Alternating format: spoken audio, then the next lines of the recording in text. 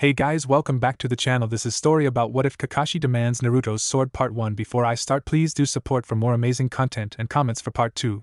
Do consider to subscribe my channel and share my video to your friends and check out the description as well. Let's start the video.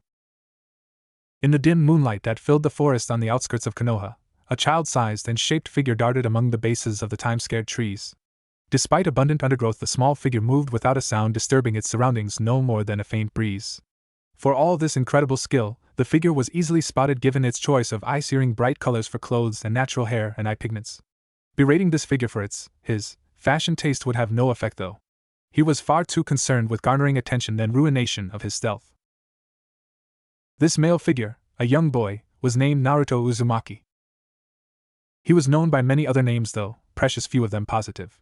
He heard the muttered insults of demon child, fox beast, and monster brat far more than the kindly stated favorite customer and friend.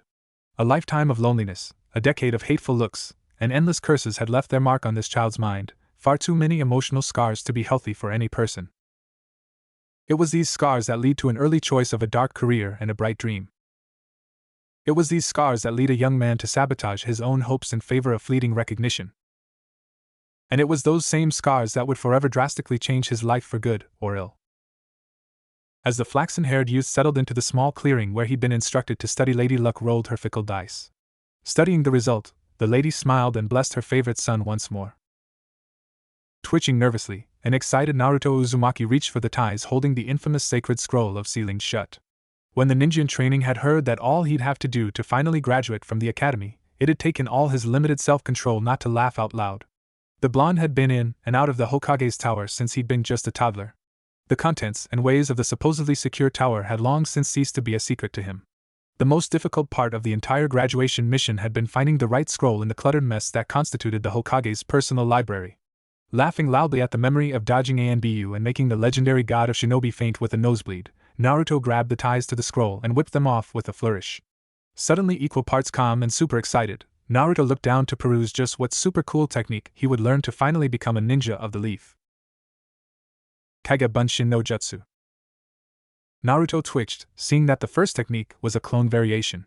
There just had to be something better than that. Bunshin Bakuho no Jutsu.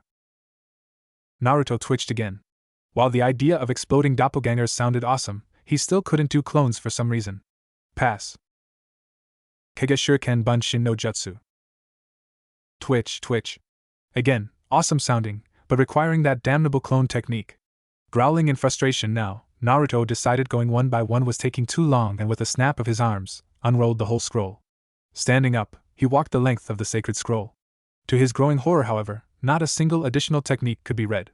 Each and every one of them was blurry and indistinct, the instructions surrounded by odd kanji and ink patterns that screamed just one thing at his sharp, if sporadic survival instincts. Back the fuck off. Groaning childishly, the ninja trainee listlessly continued to the end of the scroll in sheer pig-headed stubbornness, hoping to find just one more technique that wasn't impossible to read. Then, finally, just as he was about to give up and try his hand at that stupid shadow clone thing, he caught just the barest hint of color where the scroll was supposed to attach to a central wooden rod for support and ease of carrying. Seating himself at the end of the scroll, Naruto grasped the end of the scroll paper and the exposed part of the rod before giving it a tug. When it didn't come loose, he gave it a harder tug. When that didn't work, he scowled and just gave the damn thing a great big heave. Hell, they could always just glue the thing back together, right? Right. Naruto was distracted from sudden thoughts of just how much trouble even he'd be in for damaging the sacred scroll by a sudden flood of color from what appeared to be the single most complex piece of artwork the young boy had ever seen.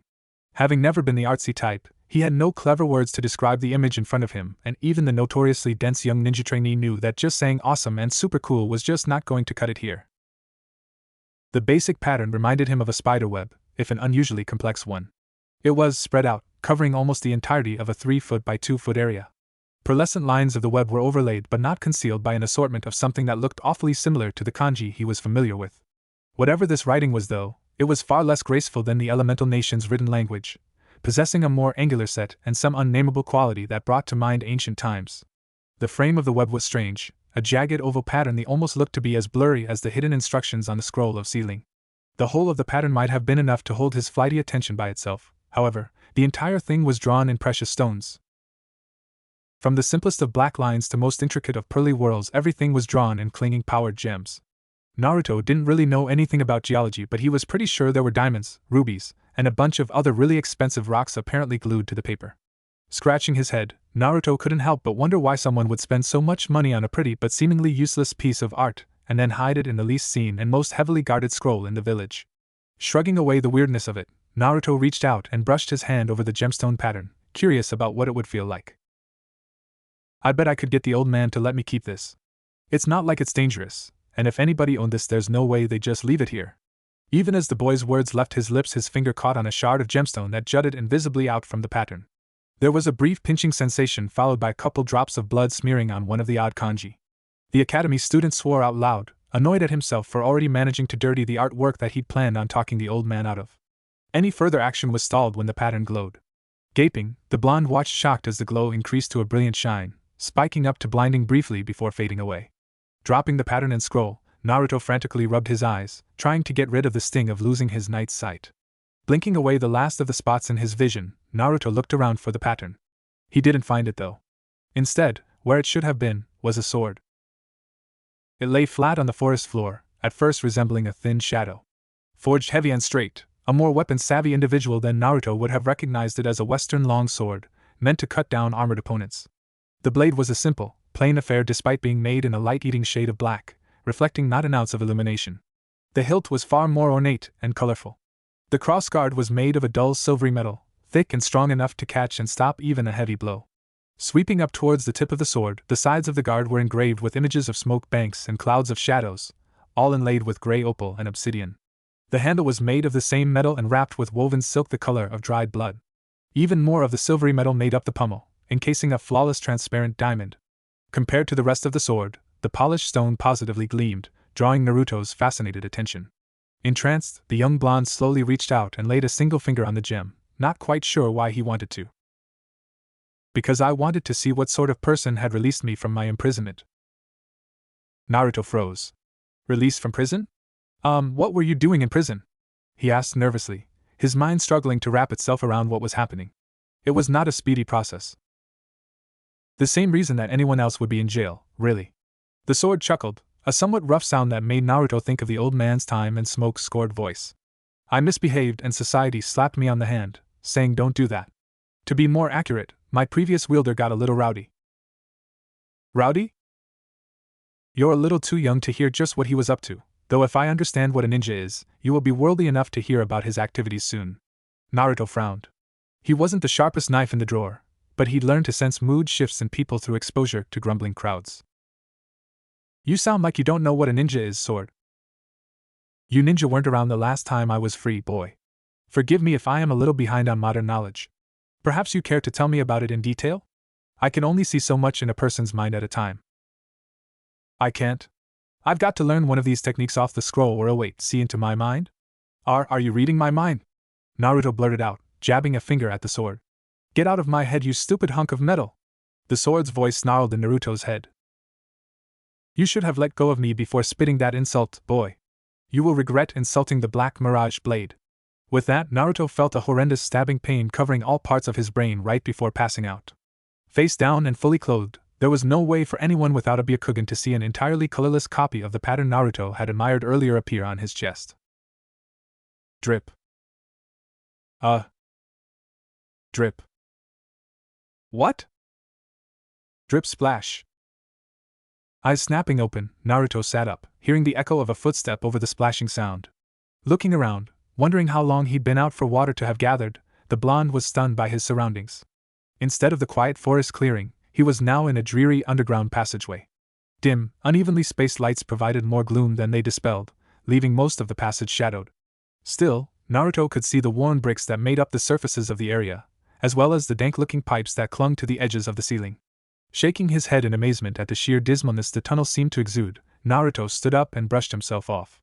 Deciding to follow to Splash in hopes of finding someone capable of leading him out here, Naruto took a steady ground-eating stride. As minutes passed, it was only tiny changes in the colors of the bricks and pipes that assured the now worried ninja trainee that he was actually going somewhere. Finally, though, Naruto could see the light increasing ahead. Moving faster, Naruto headed straight for the light. Seeing a corner coming up, Naruto quickly turned around it, expecting to see the person he heard earlier or maybe a door out of the tunnel. He sure as hell wasn't expecting an enormous bronze gate with a strip of paper instead of a padlock. What the hell? Why the hell is there a big-ass gate in the middle of a tunnel, sewer, whatever this is? Here already, human? You must have a devil's luck to have gotten here before that weapon spirit did. Naruto stared, dumbfounded, at the sight of a gigantic set of predator-sharp teeth and cat-slit blood-red eyes hovering well over 100 feet in the air behind the gate doors. Eyes, teeth, what's going on? How am I to know, human? I do not pay attention to what you humans do. Something as insignificant as a little human sword would not have caught my interest. Oh. Naruto managed, still not sure what was going on. Still, given the circumstances, I cannot help but be intrigued. Who knew there existed in this world a blade with such tricks? This Black Mirage blade, though, it seems to have a mind of its own, a true sentience. That I have never heard of nor seen in all my long years. The eyes and teeth lowered much closer to the ground, barely hovering above it now. That fact, boy, is why I have decided to take an interest in you. Be grateful, human, it has been a very long time since I have offered assistance to any of your species. A deep, unsettling feeling finally pushed its way past his stunned numbness and kicked his mind into gear. Help me? What are you supposed to be helping me with? The eyes behind the gates didn't answer. Instead, the grin widened and a wave of red energy pushed out past the gates and picked up Naruto, carrying him like a rushing tide. Bricks and pipes raced past him blindingly fast, turning it all into a blur.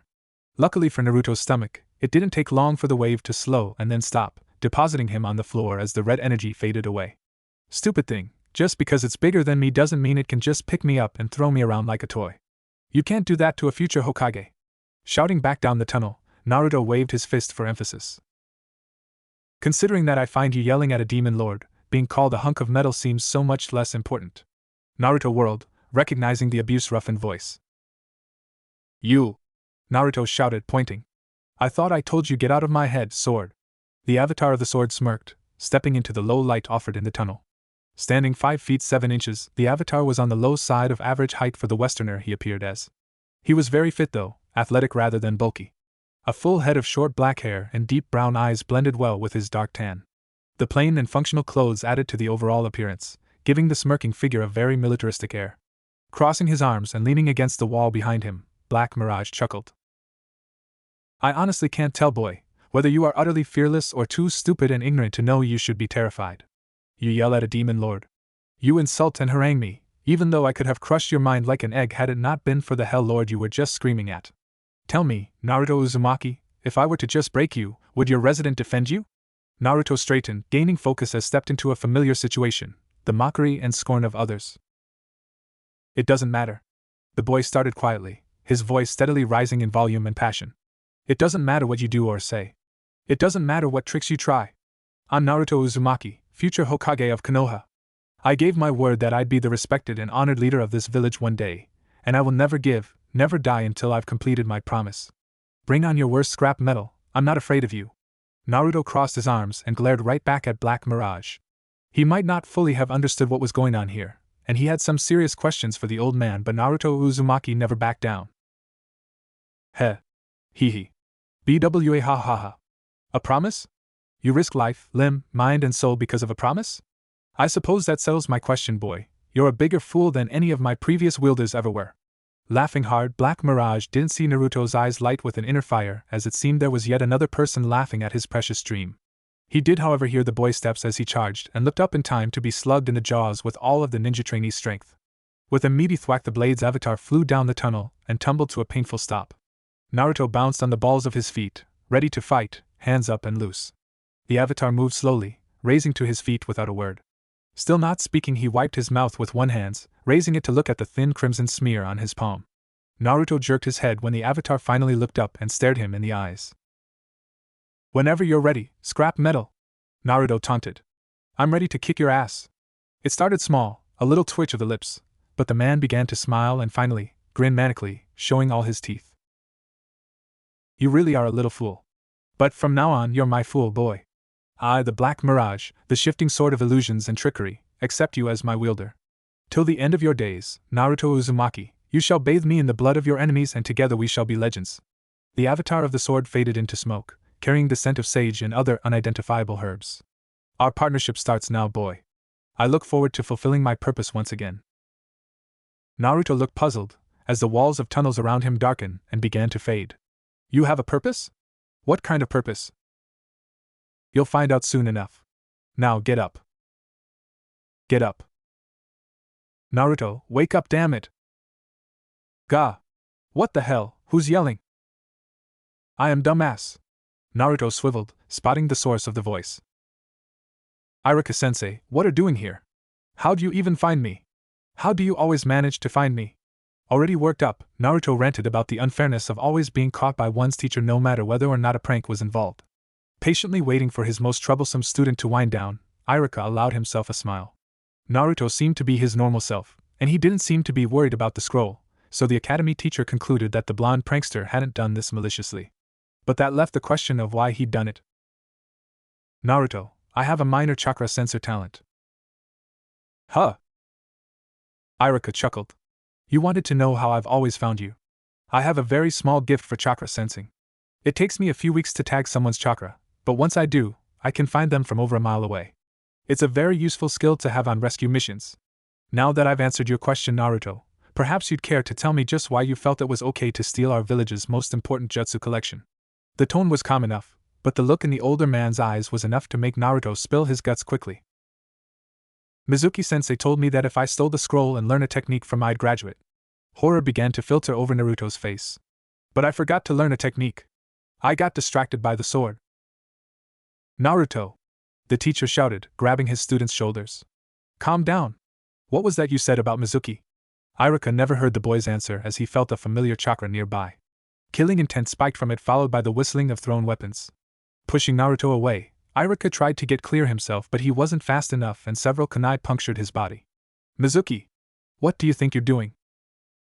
Grinning evilly, the silver-haired Chunin landed on the branch of a nearby tree, an oversized shuriken spinning on one hand.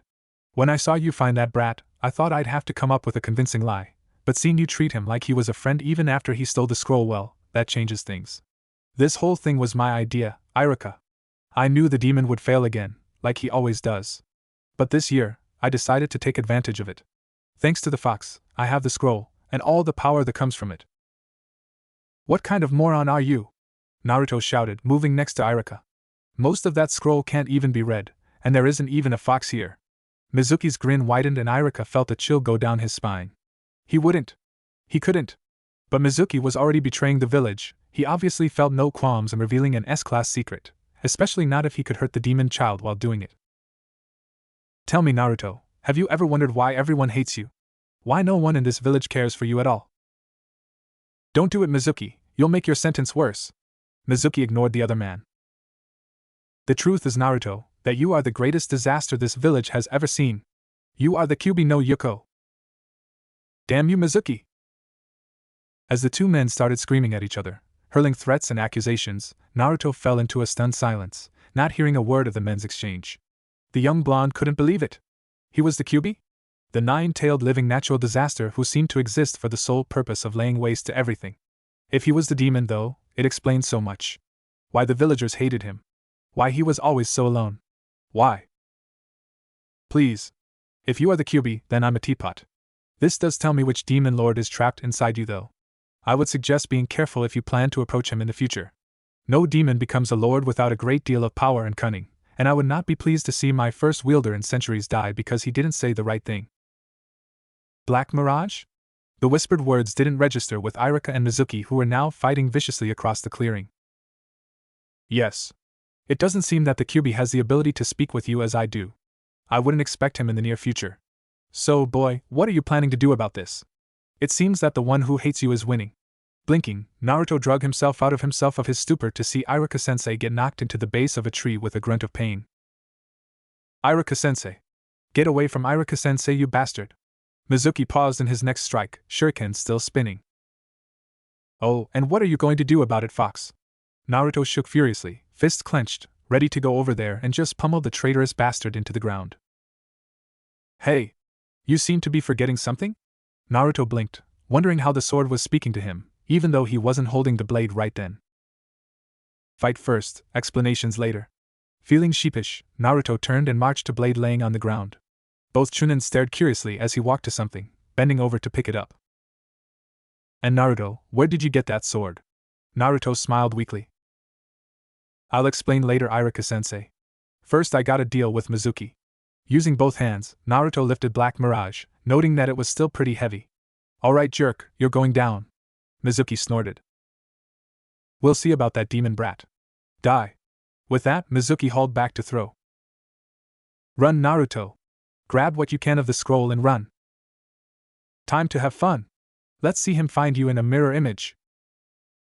Milliseconds before the throw, the air around Naruto shimmered and 9 flawless copies of Naruto appeared, each quickly jumping apart from each other, including the original, acting on a strongly worded suggestion from Black Mirage. The Chunins gaped. No only was Naruto not supposed to be able to perform the Bunshin technique, the images were too far apart for the technique. They should have faded. Growing angry, Mizuki threw the shuriken anyways, aiming for the Naruto he thought was the real one. Buzzing, the weapon flew straight and true through the Naruto, who promptly disappeared into short-lived motes of light. Damn you, demon! I'll find you sooner or later, and you'll die all the same. I don't think so, Mizuki.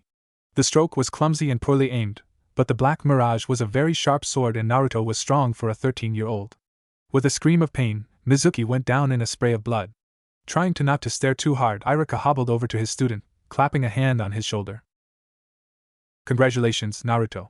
You stopped a traitor from stealing the scroll of sealing and captured him in the process. A sly smile snaked across Iruka's face. Was that a Bunshin technique I saw? Naruto flushed in embarrassment, one hand scratching behind his head, the other leaning Black Mirage against his shoulder. No, not really. It's called mirror image. It works a lot like Bunshin, I think, but it's not the same thing. Naruto sighed sadly. I guess this means another year at the academy. At least you'll have time to teach me how to use Black Mirage, right, sensei? Iruka's smile turned mysterious. Not quite, Naruto. Moving quickly before the comments sank in too deep, Iruka removed his own headband and tied it around Naruto's head, putting the removed goggles into one of Naruto's pockets. Congratulations on graduating, Naruto. I know you'll make me proud. It might have been a bit girly for a newly minted genin, but Naruto had always been one to buck tradition. Crying in relief and joy, Naruto hugged his now former teacher until the man complained that he couldn't feel his legs anymore. Being ushered into the Hokage's office not a half an hour later, Naruto wondered how the old man always seemed to know where to send his A and B whenever the blonde got into trouble. As the door opened, Naruto decided that this mess raided him using a trick that he'd overheard Ino tell Sakura about once. Stepping past the A and B guards, Naruto flashed his brightest smile and opened his eyes to their widest. Hi, old man. Sarutobi frowned ever so slightly. I had a daughter of my own once, Naruto. Nice try. Gesturing to a chair set in front of his desk, Sarutobi said. Sit down, Naruto, we need to talk. And for future reference, looking adorable to get out of trouble only works for young ladies. Grumbling, Naruto did as he was bid, leaning an unusual sword against himself. The third Hokage eyed it curiously, having never seen anything quite like it in his lifetime. Despite its decorations, it was a very functional weapon, and the ANB would have normally confiscated it had not the Hokage already told them to let it pass. His curiosity and faith in Naruto's loyalty easily silencing his paranoia. Slowly, the aged professor packed himself a pipe. Tell me, Naruto, do you know why you are here? Naruto flinched. I stole the sacred scroll of sealing. Sarutobi nodded. Rather adroitly, my boy. Had this been a sanctioned exercise, you would have scored very well. Seeing the boy start to smile, the Hokage cleared his throat, catching his attention. However, this was not an exercise, but a very real crime. Luckily, Mizuki was rather lacking in self-control when he was detained and admitted to far more than he should have. It's clear to me that you were deceived by a very conniving traitor who had fooled ninja far more experienced than yourself. Therefore, you are clear of any charges. In addition, Iruka has informed me that you finally managed to perform the Bushin technique. In light of this, I'm allowing your battlefield promotion to stand. Seeing the boy cheer and dance in his seat, Sarutobi smiled happily. The Hokage knew Naruto's dreams well, and had been saddened each time he failed to graduate. Still, perhaps those failures were blessings in disguise, allowing the socially starved boy to be grouped with his age peers. Letting Naruto vent his euphoria, the third waved for the boy to be still. Now that you are a ninja, Naruto, why don't we have your first debriefing and you can tell me what happened out there? Listening patiently, holding his questions, Sarutobi took Naruto's rather well-told story with gentle draws on his now-lit pipe. Wincing as he heard about the damage to the scroll and again at the meeting of the three minds, Sarutobi's thoughts whirled. wondering what sort of questions Naruto would have for him. He was not long in waiting. Old man, they were telling the truth, right? That I'm not the Kyuubi? Sarutobi nodded. They weren't lying, Naruto. You are not, and never will be the Kyuubi. You are the warden of his prison, and I have complete faith that you will always be able to keep him contained. Plowing on as Naruto smiled again, the Hokage waved. Any other questions? Just one, old man. Do you know anyone who can teach me to use a sword? Sarutobi nodded, gesturing with his pipe. There are quite a few ninja in Konoha who could tutor you in kenjutsu. Tell me, Naruto, you said that the sword came out of something that looked like a seal, that it could talk to you? Naruto nodded quickly. Yeah. I haven't seen him do much, but with a name like his, I bet it has awesome powers. Sarutobi eyed the blade. Naruto, do you think I could speak with him? The blonde blinked. I could ask. Twisting in his chair, Naruto grabbed the sword's handle. His expression growing dim, Naruto was perfectly still and silent for a couple of minutes before his face brightened back up. He says no, that he only talks to his wielder. He wouldn't say why, something about standards and practices. The third's eyebrows hiked up, but he continued on. That's all right then. Naruto, do you think your sword? The Black Mirage Blade. Naruto supplied helpfully. Black Mirage Blade could explain his abilities? I will need a personal record so that I can properly gauge what missions you will be able to undertake. Naruto fell quiet again, the silence lasting longer this time. When he finally started talking, it was a little slow, obviously thinking about it. I don't understand a lot of what was talking about cause he's using all these weird terms. He said something about being a focusing device. That he makes it super easy for his wielder to create illusions, so easy you can keep swinging him and create illusionary constructs at the same time. He did say that he worked best in lower light conditions because it's harder to pick apart flaws in the construct. Naruto's head tilted for a moment. Ooh. He also said that I can channel chakra through him. That's good, right? Sarutobi chuckled. That's actually a very impressive set of abilities, Naruto. There are a great many ninja in this world who'd pay an arm and a leg for a weapon half so powerful. Sarutobi actually thought that most ninja would actually pay with someone else's arm and leg, but the elderly leader didn't want to say it quite like that to a boy he thought of as his grandson. A thought occurred to him. Naruto, the Black Mirage Blade wouldn't happen to possess some sort of self-defense technique, would it? Let me ask, old man. This time, after he was finished speaking with sword, Naruto grew paler. Yeah, old man. Even with his well-trained ears, Sarutobi could barely hear the boy's horrified whispers. Everyone he's ever considered unworthy of wielding him has died screaming in agony, begging for mercy. He also said that I should be very proud. I'm one of less than 10 people who has ever picked him up and lived. The Hokage flinched noticeably. Being told something like that could have only been terrifying, and the wily ninja doubted he could say or do anything to discourage the sword from saying things like that in the future. Yes, well, you should be proud. I know that I'm proud of you. Why don't you head home, Naruto? You've had a rather long day, and tomorrow is team assignments. You want to be well rested for the start of your career, don't you? Getting a shaky nod from the boy, the third gestured subtly for one of the ANBU to escort Naruto home. Another gesture assured his privacy. Sighing, the world-weary leader packed himself another pipe. He had a great deal to think about tonight, about Naruto's new gift and how to impress on various interested parties that the sword would be staying with Naruto until proven dangerous. He could think of no one better suited to keeping an eye on the potentially dangerous sentient sword than an ex-captain of the ANBU. Barely noticing his escort parting at the door to his apartment, Naruto marched inside, preparing for bed on autopilot. Eventually, dressed in full pajamas and his much-loved sleeping cap, Naruto staggered to his bed, drained from the stress and shock of the day. Black Mirage remained silent, not bothering to protest being left in the living and so far from hand. In the future, the intelligent weapon planned to speak up about being left behind, but his newest wielder was a child, and allowances had to be made. Probably anyways. Black Mirage had never really dealt with children outside some very dark circumstances and was left to deal with the situation as it unfolded. That was fine, the blade thought to itself, before activating one of several powers it had yet to reveal to its newest wielder. Transforming into a prismatic colored mote of light, Black Mirage drifted into the bedroom and promptly sank into Naruto's chest, causing the colorless pattern embedded on the boy's chest to regain all the shades of brilliance it had had before being moved from the scroll to its new residence. Dream, wielder, and show me what you really desire. Reveal your true nature to me. Like a great many people in the world, Naruto had an awareness of his surroundings on par with a zombie when he first woke up. He shuffled through his morning routine from here to there, getting it all done without really thinking about anything at all. It wasn't till the blonde started to get dressed that his brain kicked into gear, courtesy of an annoyed sentient blade. What do you think you are doing? Naruto froze, his sleepy mind not recognizing the voice or the fact it was coming from inside his head.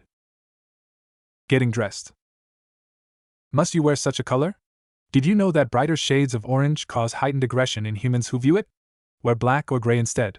They're more intimidating, and because they absorb light, it's easier for them to alter perceptions. Naruto twitched, finally recognizing Black Mirage's mental voice. I like orange. You're just trying to getting me to stop wearing such a cool color like everyone else by making up that stuff about it pissing people off. The sword scoffed. I'm a very old sword who has power over light. Color as humans perceive it is viewed through the reflection of light. I've been experimenting with and using my powers longer than the recorded history taught at your academy. Did you really think I wouldn't know everything I could about my domain? Naruto didn't like the sword's smug tone at the end of his comment and decided to poke holes in the story. Oh yeah, how would you know what's taught at the academy? You've been sealed up. The sword sighed. I told you I could read your mind yesterday, boy. When a person dreams, their mind is relaxed and far more open to outside influences. I watched your entire lifespan last night as you slept. Quite frankly, I'm both amazed and incredibly disappointed with you, Wielder. It seems that you cannot see the trees in the forest most of the time unless those trees happen to be on fire. Hey! Naruto protested. I can see just fine. You see but do not perceive, Wielder. You must learn to see everything and understand even more if you are ever to use my powers to their fullest extent. Naruto felt of a flicker of emotion from the blade, but he was way too new at this sort of thing to understand what it was. What kind of Hokage will you be if you always require your underlings to explain everything to you? Naruto's mouth opened and closed as the age-old weapon managed to get his point to the blonde without beating him over the head with it first. A startling first. The freshly graduate genin stood in front of his closet silently, turning over what the sword had said in his thoughts. Black Mirage waited patiently, having decided to speak with his currently wielder, as he had his very first. Small words, patiently leading sentences, and jabbing him every now and then to make sure he hadn't drifted off. So, are you going to take my suggestions? If you must wear bright colors, at least use white. It reflects every color, and gives me a broad palette to work with. Naruto shook his head, putting aside the sword's wisdom for later thought. Does orange really make people mad at me? Not necessarily you, but they are meaner as a whole. Why? Naruto eyed his favorite set of clothes sadly. Maybe I should wear something else. I mean, if I'm going to be Hokage, people are going to have to trust me. I can't be trusted if they're always pissed off when they see me or are afraid of me, so no black either. Naruto shuddered slightly. Sasuke always wears black and blue, and I don't want to be like him. Fair enough. No wielder of mine should ever be confused with someone else unless we're attempting to do just that. You like bright colors, right? Naruto nodded. I hate being ignored, and no one ignores someone who's dressed up bright. The sword hummed in thought. Nigel was like that. He did everything with flair. Despite his addiction to dreamweed, he was surprisingly good at distracting people and stabbing them when they were too confused to understand what was going on. Anyways, empty out your closets and drawers, I have an idea. Doing as he was told and listening to Black Mirage describe what he had in mind, Naruto grinned. It seemed like he'd still be pulling pranks despite being busy as a ninja. The face of the camera guy for his ninja ID when Naruto walked in for his picture appointment was priceless. The heavyset older man had been so stunned that he didn't even protest the strange pose. Walking away from the administrative building laughing was doing Naruto wonders. After putting together his new ensemble this morning, he'd almost made it out the door before realizing that he had no clue where his new sword was. Black Mirage had had a good long laugh at his expense before taking pity on the frazzled blonde and explaining the storage rune that now adorned the genin's chest. Now a lost art, the rune acted a lot like the storage scrolls that ninjas used, but with a different mechanic. Runes could hold more, the sword explained, but the more you put into one, the energy required to store it all would increase exponentially. A rune could hold an entire castle, but doing so would use so much power that not even a god would do so without a very good reason. Naruto had been excited about creating more of the runes as a sort of signature, but Black Mirage quickly shot that down, explaining that it couldn't teach him how, and even back when he'd been first made they were very rare.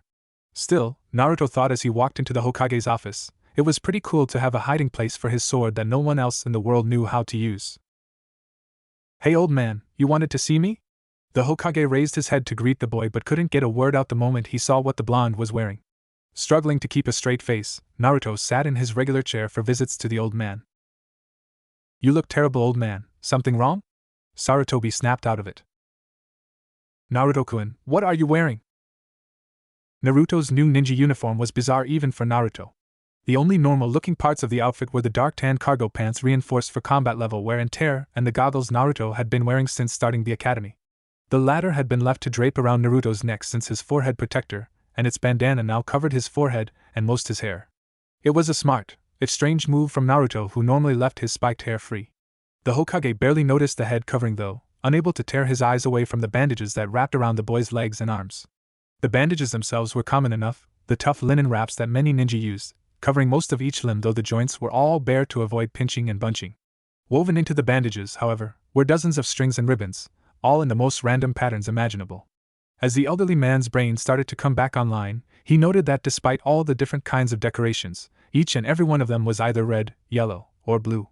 Naruto's torso was mostly covered by what looked to be a very old black leather jacket that had been cut into a vest. The time-faded leather was faded into gray at places, though these patchy areas were mostly covered by Leaf Village insignias and the swirl that was Naruto's personal symbol. Sarutobi might have eventually passed all of this off as a prank by Naruto, to try and lift spirits or the stress of last night if not for one thing. The boy's open leather jacket turned vest revealed his chest and stomach, both of which were tattooed. Naruto, what is that on your chest? More importantly, why is the seal visible? Naruto shrugged. I don't know why the seal is visible, but it's been that way since I woke up this morning. The web thing on my chest is where Black Mirage hides when I'm not using him. Naruto's head tilted to the side, eyes blanking out for a second. Oh. Black Mirage says that it showed up when he attached himself to my chakra network. It looks awesome though, right? Sarutobi sighed. I'm not sure that advertising the seal is such a wise idea, Naruto. A bit of pain flashed across Naruto's eyes. I don't think it matters, old man. Anyone who could figure out what the seal does already knows about the fox.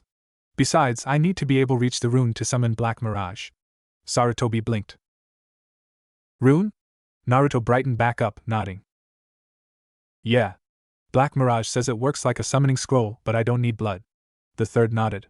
Given the sword's size, simply carrying it wasn't practical.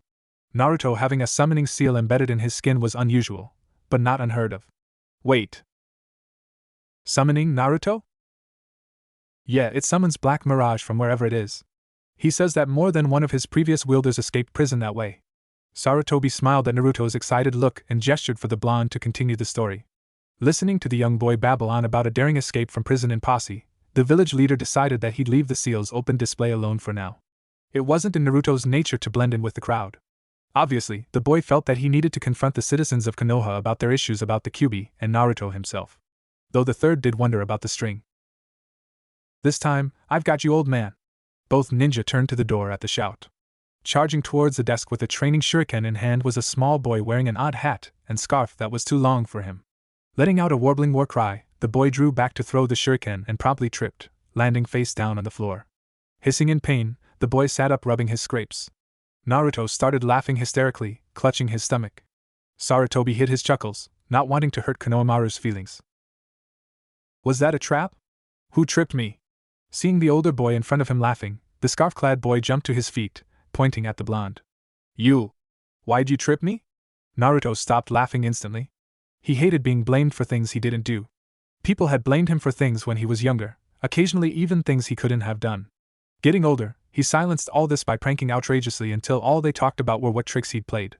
After learning about the fox last night, he now knew that those people had accused him just so they could have an excuse to yell at him. Nothing had ever come of these accusations. Sarutobi personally looked over all such claims, but people kept making them. Hearing such a thing come from a boy younger than himself was infuriating. Standing, Naruto stomped over to the boy and lifted him up by his shirt. You! What are you doing to the Hokage's honorable grandson? Looking over and up, Naruto spotted a tall and lanky man, wearing a jounin outfit without the flak jacket and a pair of sunglasses. Raising an eyebrow at the jounin, Naruto turned to the boy. He was still being held up. Konohamaru smirked at the blonde, positive that Naruto was like everyone else the boy had ever met and would now promptly let him go and kiss his ass. What do you think you are doing, brat? Leave the honorable grandson alone. Like I give a damn who he's related to. Fisting his free hand, Naruto brought it down on the boy's head hard enough to leave a small mark.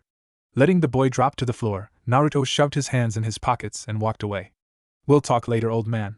See ya. Ebisu snorted, turning to his student and closing his eyes in an attempt to look wiser. Do not concern yourself with trash like that, boy, honorable grandson. Such people only exist to cause trouble and soon destroy themselves. All you can do is to distance yourself from them so you don't get involved when they go. Ebisu nodded to his own wisdom. What an interesting way of describing a boy I know and trust very well, Ebisu. However, my grandson is not here. Paling, Ebisu stared in fear at the Hokage, not sure if he should be more afraid of the fact that he lost the man's grandson, or that he just insulted the Hokage's ward in his presence. I'd suggest you move quickly, Ebisu. My grandson did leave right after Naruto after all. The Jounin raced out the door, trying to ignore the eyes boring into his back. Naruto strode down the street, heading towards the academy for team assignments. Despite the increased colorfulness of his outfit, he was actually getting less ugly looks from the nearby adults. It seemed that losing the orange jumpsuit like Black Mirage had suggested was working. He didn't suspect at all that the reason he wasn't getting as many looks was because nobody was recognizing him because of a lack of orange. A few blocks away from the academy, Naruto noticed something suspicious following him. Stepping onto an empty street, Naruto was hoping that he would be able to spot whatever it was that had pinged his 6th danger sense. It turned that the suspicious object was the boy from the old man's office. Seeing the boy trying hiding as part of the street and forgetting to include his feet, Naruto decided that he just didn't have the time for this and just kept walking. Konohamaru continued to close in on his unsuspecting prey. Dashing the last few meters, Konohamaru readied himself for the "What do you want, Konohamaru?" The boy stood stunned for a moment, but quickly snapped out of it when he realized that Naruto wasn't stopping. "Wait up, boss. Tell me how you knew it was me." Naruto chuckled. "I'm just awesome like that. Why are you calling me boss anyways?" "Why wouldn't I? You're the bravest ninja in the village. You're Naruto Uzumaki, right? I heard about you from Grandpa and my uncle this morning. I want you to teach me to be like you so I can take the Hokage title from Grandpa." Naruto wasn't the sort of person to begrudge others their dreams, but he was curious. "Why do you want to take his title away?" Konohamaru sighed, falling in step with Naruto as the academy loomed closer. "Everyone sees me as the Hokage's grandson, they don't even use my name, just honorable grandson like my teacher, Ebisu. I figure if I can take Grandpa's title then everyone will see me, not him." Konohamaru looked up at Naruto, eyes blazing with determination. "That's why I want you to teach me. A guy who can break into Grandpa's tower and knock him out with a single technique is sure to make me powerful enough to take on Grandpa in no time." Naruto was thinking about teaching Konohamaru the Oiroku no Jutsu for shits and giggles when he heard Black Mirage mutter, "If power alone made a leader, then I'd rule this place. Leaders are cunning and wise, or at least possessing enough common sense to fake the latter." Schooling his expression to something resembling somber, Naruto turned to Konohamaru. "I can't teach you to take down the old man." Konohamaru stumbled in surprise. But why not? I promise I'll listen to you do and what you say." Repeating something the third had once done for him when he was young and painfully lonely, Naruto ruffled what hair stood out of Konohamaru's strange hat. "To be honest, I only beat the old man cause I did something so crazy and stupid that he would have never expected it in a million years. The old man is the best ninja in the village, and if you want to beat him for real, to show everyone that you deserve to be the Hokage, then you are going to have to make a decision." "What decision?" Konohamaru asked quietly, awed by Naruto's words. Naruto stopped, the two boys just outside the academy gates. "What are you willing to give? Being a Hokage is not just about being badass, even though it helps. A Hokage, a true Hokage, gives everything to their village. Their time, their love, even their lives." Naruto paused, thinking of the friends and family the fourth had no doubt left behind to seal away the fox. Being the Hokage is the greatest of honors, and it requires the greatest of sacrifices. Naruto clutched the seal on his belly as Black Mirage sent a sensation of reassurance, the best the sword could do. Konohamaru was silent for several minutes, obviously thinking about what the older had said. "Thank you, boss. A lot of what Grandpa says makes more sense now. I think, when I become Hokage, when I'm ready to be just like Grandpa, that I'll tell everyone what you told me." Naruto laughed, feeling a great deal of joy knowing that he'd stoked Konohamaru's will of fire, as the Hokage had always been there to do for him. "Well then, Konohamaru, I'll be sure to keep the hat warm for you." Winking, Naruto turned and walked through the gates, leaving Konohamaru to sputter and protest loudly that he'd be the fifth Hokage and not the other way around. A short ways up the street, Ebisu leaned against the store wall, his expression contemplative. "I suppose, of all the village, it would be the Jinchuriki who understands what it means to give one's all for the good of others." Ebisu's gaze lifted to take in the academy. "I'll never like someone like you, brat, but I think that one day I might respect you, just a little."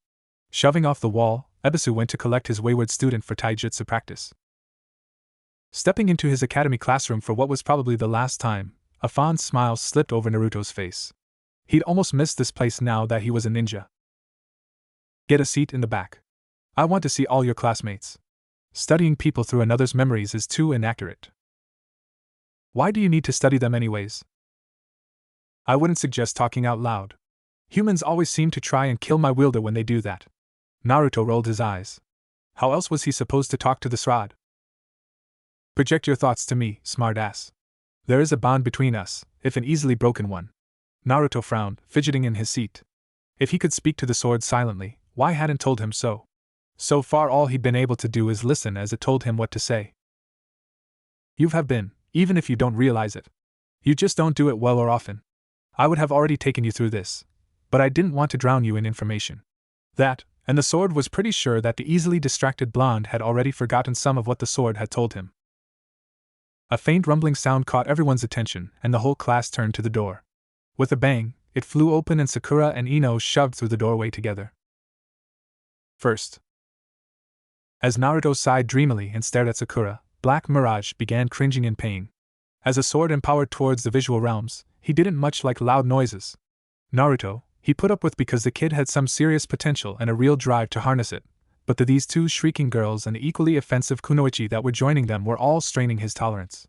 As the sound built and built to the point where Iruka's entrance was completely missed, and even Naruto was covering his ears, Black Mirage decided that he'd had enough. Shut the fucking hell up, you miserable little cunts. If I hear one more sound out of any of you, I'm going to gut you all. Dead silence fell on the room as everyone turned to the back and stared at Naruto, who they didn't recognize at first. Regaining control of his body, Naruto's mind went completely blank as he struggled to find a reaction to not only losing control of his mouth, but being stared at by the entire class for threatening them. Luckily, Iruka stepped into the silence with a cough. While that was a little extreme, thank you, Naruto. Gasps abounded. That's Naruto! Sakura yelled, having never dreamed that Naruto of all people would threaten bodily harm to the entire class, much less the girls. It's him. Now everyone take your seats. Watching his students file to the closest seats, Iruka sighed. The mood in the room was now totally wrong for his usual end-of-the-year speech. He liked that speech, damn it. Sensei, why are you covered in bandages and what happened to Naruto? Iruka sighed again and pinched his nose. I was involved in a fight last night, which is why I'm hurt, but I have no idea what you're asking about Naruto. He yelled at us. Sakura shouted, not used to the blonde raising his voice to her at all. His clothes. Ino chimed in, incredibly curious about why Naruto was wearing that weird mess of strings. In the Hokage's office, the village leader and all the gathered jounin in his office to watch the new students via crystal ball perked up, rather curious themselves. Iruka shrugged. Naruto, care to explain to your classmates the sudden change of clothes? Naruto blinked. It's for a technique I know. It's the first of a school of techniques, so I changed my gear to make them easier. It'll change again when I get better at them, but this is what I'm going with for the start of my ninja career. Most of the class seemed interested in what kind of technique would require that kind of coloring, but one student saw an opportunity. Yeah, right, Naruto. Even if you learn some freaky technique, it's probably just something stupid like that naked transformation you're always doing. I'd bet Sasuke-kun could come up with a much cooler technique on his own, right, Sasuke-kun? As Sakura's voice rose to croon Sasuke's name, Black Mirage snarled. That pink-haired bitch has the single most annoying voice I've ever heard. She must suffer. Scowling, Naruto crossed his arms. Thinking Sakura's comment had sent into a sulk, the rest of the class turned around and Iruka started handing out team assignments. Sakura is nicest, prettiest girl in the class. I really like her. Name one nice thing she's ever done for you. Naruto tried to snap off a few examples of Sakura's greatness and gentleness, but he found himself unable to think of one. Name one thing physically that sets her apart from the rest of these girls. Her hair. He shot back. That girl with the white eyes has blue hair, and on the way here I spotted a woman with purple hair through your eyes. Try again. Well, I like her and that's too bad. Black Mirage snorted in amusement. What a way to win an argument. By the way your name was called. You're on a team with the pink harpy and that Sasuke child you dislike. Before Naruto could ask what a harpy was, Iruka spoke up. I just wanted to say, before I go, that I will miss you all. I know that you all will make me proud as true ninja. Goodbye, everyone. Sliding open the door, he left, letting in a group of jounin who spread out and started calling out team numbers. Hours later, Sasuke, Sakura, and Naruto were sitting in the classroom waiting for their new sensei to arrive. Sasuke was bored, but dealing with it. Sakura was a hair away from snapping and attacking the first person to irritate her. Naruto would have been even worse than her had not Black Mirage spent the last few hours discussing what he could and could not do. The sword was reasonably certain he'd gotten through to the boy. Clack. All three genin turned to door. Standing in the doorway was a tall, masked jounin. Silver hair jutted up like broom bristles and his left eye was covered by forehead protector, leaving only a thin band of his face visible. Sweeping his eye over the kids, the man gave a tinny nod. Team 7, follow me. Standing, the genin obediently followed him outside to a small park. Waving his hand, their sensei had them sit in front of him while he sat on a railing. All right. Let's introduce ourselves. Maybe a little self-description. Why don't you go first? Naruto challenged, not liking the man's attitude. I'm Kakashi Hatake. I'm an elite jounin. My likes and dislikes are personal. I have a dream, but you're all a little young to hear it. Who wants to go next? I will, sensei. Sakura wasn't thrilled with such a poor introduction, but she wasn't going to make a bad first impression. That was Naruto's job. My name is Sakura Haruno, a genin of Konoha. I was the best kunoichi of class, so I'm sure I will do well in your care, sensei. I like a certain person and my dream is to. Glancing at Sasuke, Sakura squealed, drawing winces from Kakashi whose hearing was well above human average and Naruto who was forced to deal with a very angry Black Mirage. As for my dislikes, Naruto and Ino. Kakashi raised an eyebrow, but just pointed at Sasuke. Sasuke Uchiha? I don't have many likes, and there are many annoying things I hate. Sakura completely missed the look Sasuke sent her way. My only ambition is to kill a certain man. Kakashi didn't react, having already read the team's profile. Mr. Rainbow, you're up. Naruto Uzumaki here, future Hokage. I love ramen, training, Naruto started to say Sakura, but an angry buzz from his sword made him rethink it. And my new blade and techniques. I hate waiting for my ramen to cook and jerks who can't get their heads out of their asses. My dreams and ambitions are the same thing, to be a truly legendary Hokage. Interesting. His profile didn't mention him being a Kenjutsu practitioner. That sword that Hokage-sama mentioned must have been acquired very recently. Well, now that that's out of the way, I have a few things to say. Tomorrow, there will a test. A finale test that will decide if you remain genin or receive remedial training. Remedial training? What kind of test is it? A survival test, with a mere 33% chance of passing. All three genin stared in shock. Meet at Training Ground 7, tomorrow at 7 a.m. Oh. One last thing. You probably shouldn't eat tomorrow morning, you might throw up. That said, Kakashi vanished in a swirl of leaves. Sensing opportunity, Naruto turned to Sakura. Want to get lunch, Sakura? We could talk about tomorrow's test and try and make a plan. Ignoring him completely, Sakura raced after Sasuke who was trying to make a clean escape. Sasuke-kun! Let's have lunch! And you adore this girl, why?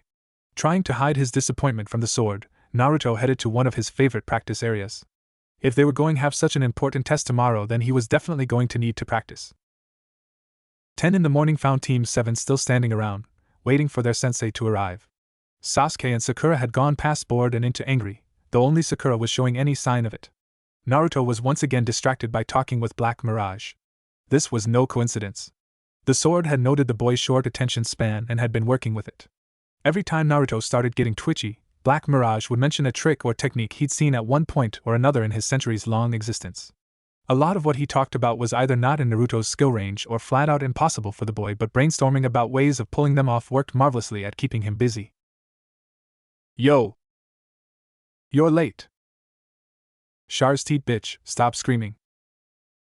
Kakashi blinked in surprise at that exchange, wondering why Naruto's profile said he was infatuated with the pink-haired girl. Sasuke simply enjoyed the silence of Naruto's embarrassment, and Sakura's hurt at being yelled at by a boy who'd admired her forever. Inner Sakura was not a happy camper with this new development, and was gearing up to unleash hell on Naruto when Kakashi saved his life. Ahem. If you all are done, there is a test to be taken. Walking up to a stump on the training ground whose top had been smoothed for use as a table or seat, Kakashi put down a wind-up clock and a pair of packed lunches. Alright, the test is simple. In order to pass, you must have one of these bells. Removing a pair of plain bells from a pocket with a small flourish, Kakashi then attached them to his belt. But sensei, Sakura murmured. There are only 2 bells. Shouldn't there be 3? No, there shouldn't. Now you have until noon. If you want to pass, you should come at me with all your strength and killing intent. Naruto raised his hand. Are you sure, sensei? Wouldn't that be dangerous to you? Kakashi's smile was visible through the mask. I wouldn't be much of a jounin if I couldn't take on a few genin and avoid getting hurt. The test starts now. Sasuke and Sakura figures blurred as they dashed to the edge of the clearing to conceal themselves. Naruto, on the hand, didn't move. Kakashi raised an eyebrow inquisitively. You want something, Naruto? You sure you want us to hit you with everything? Very sure, Naruto. Though I am beginning to wonder if you're just stalling for some reason. Okay, if you say so. Reassured that he wasn't going to get in trouble for this, Naruto stunned his audience.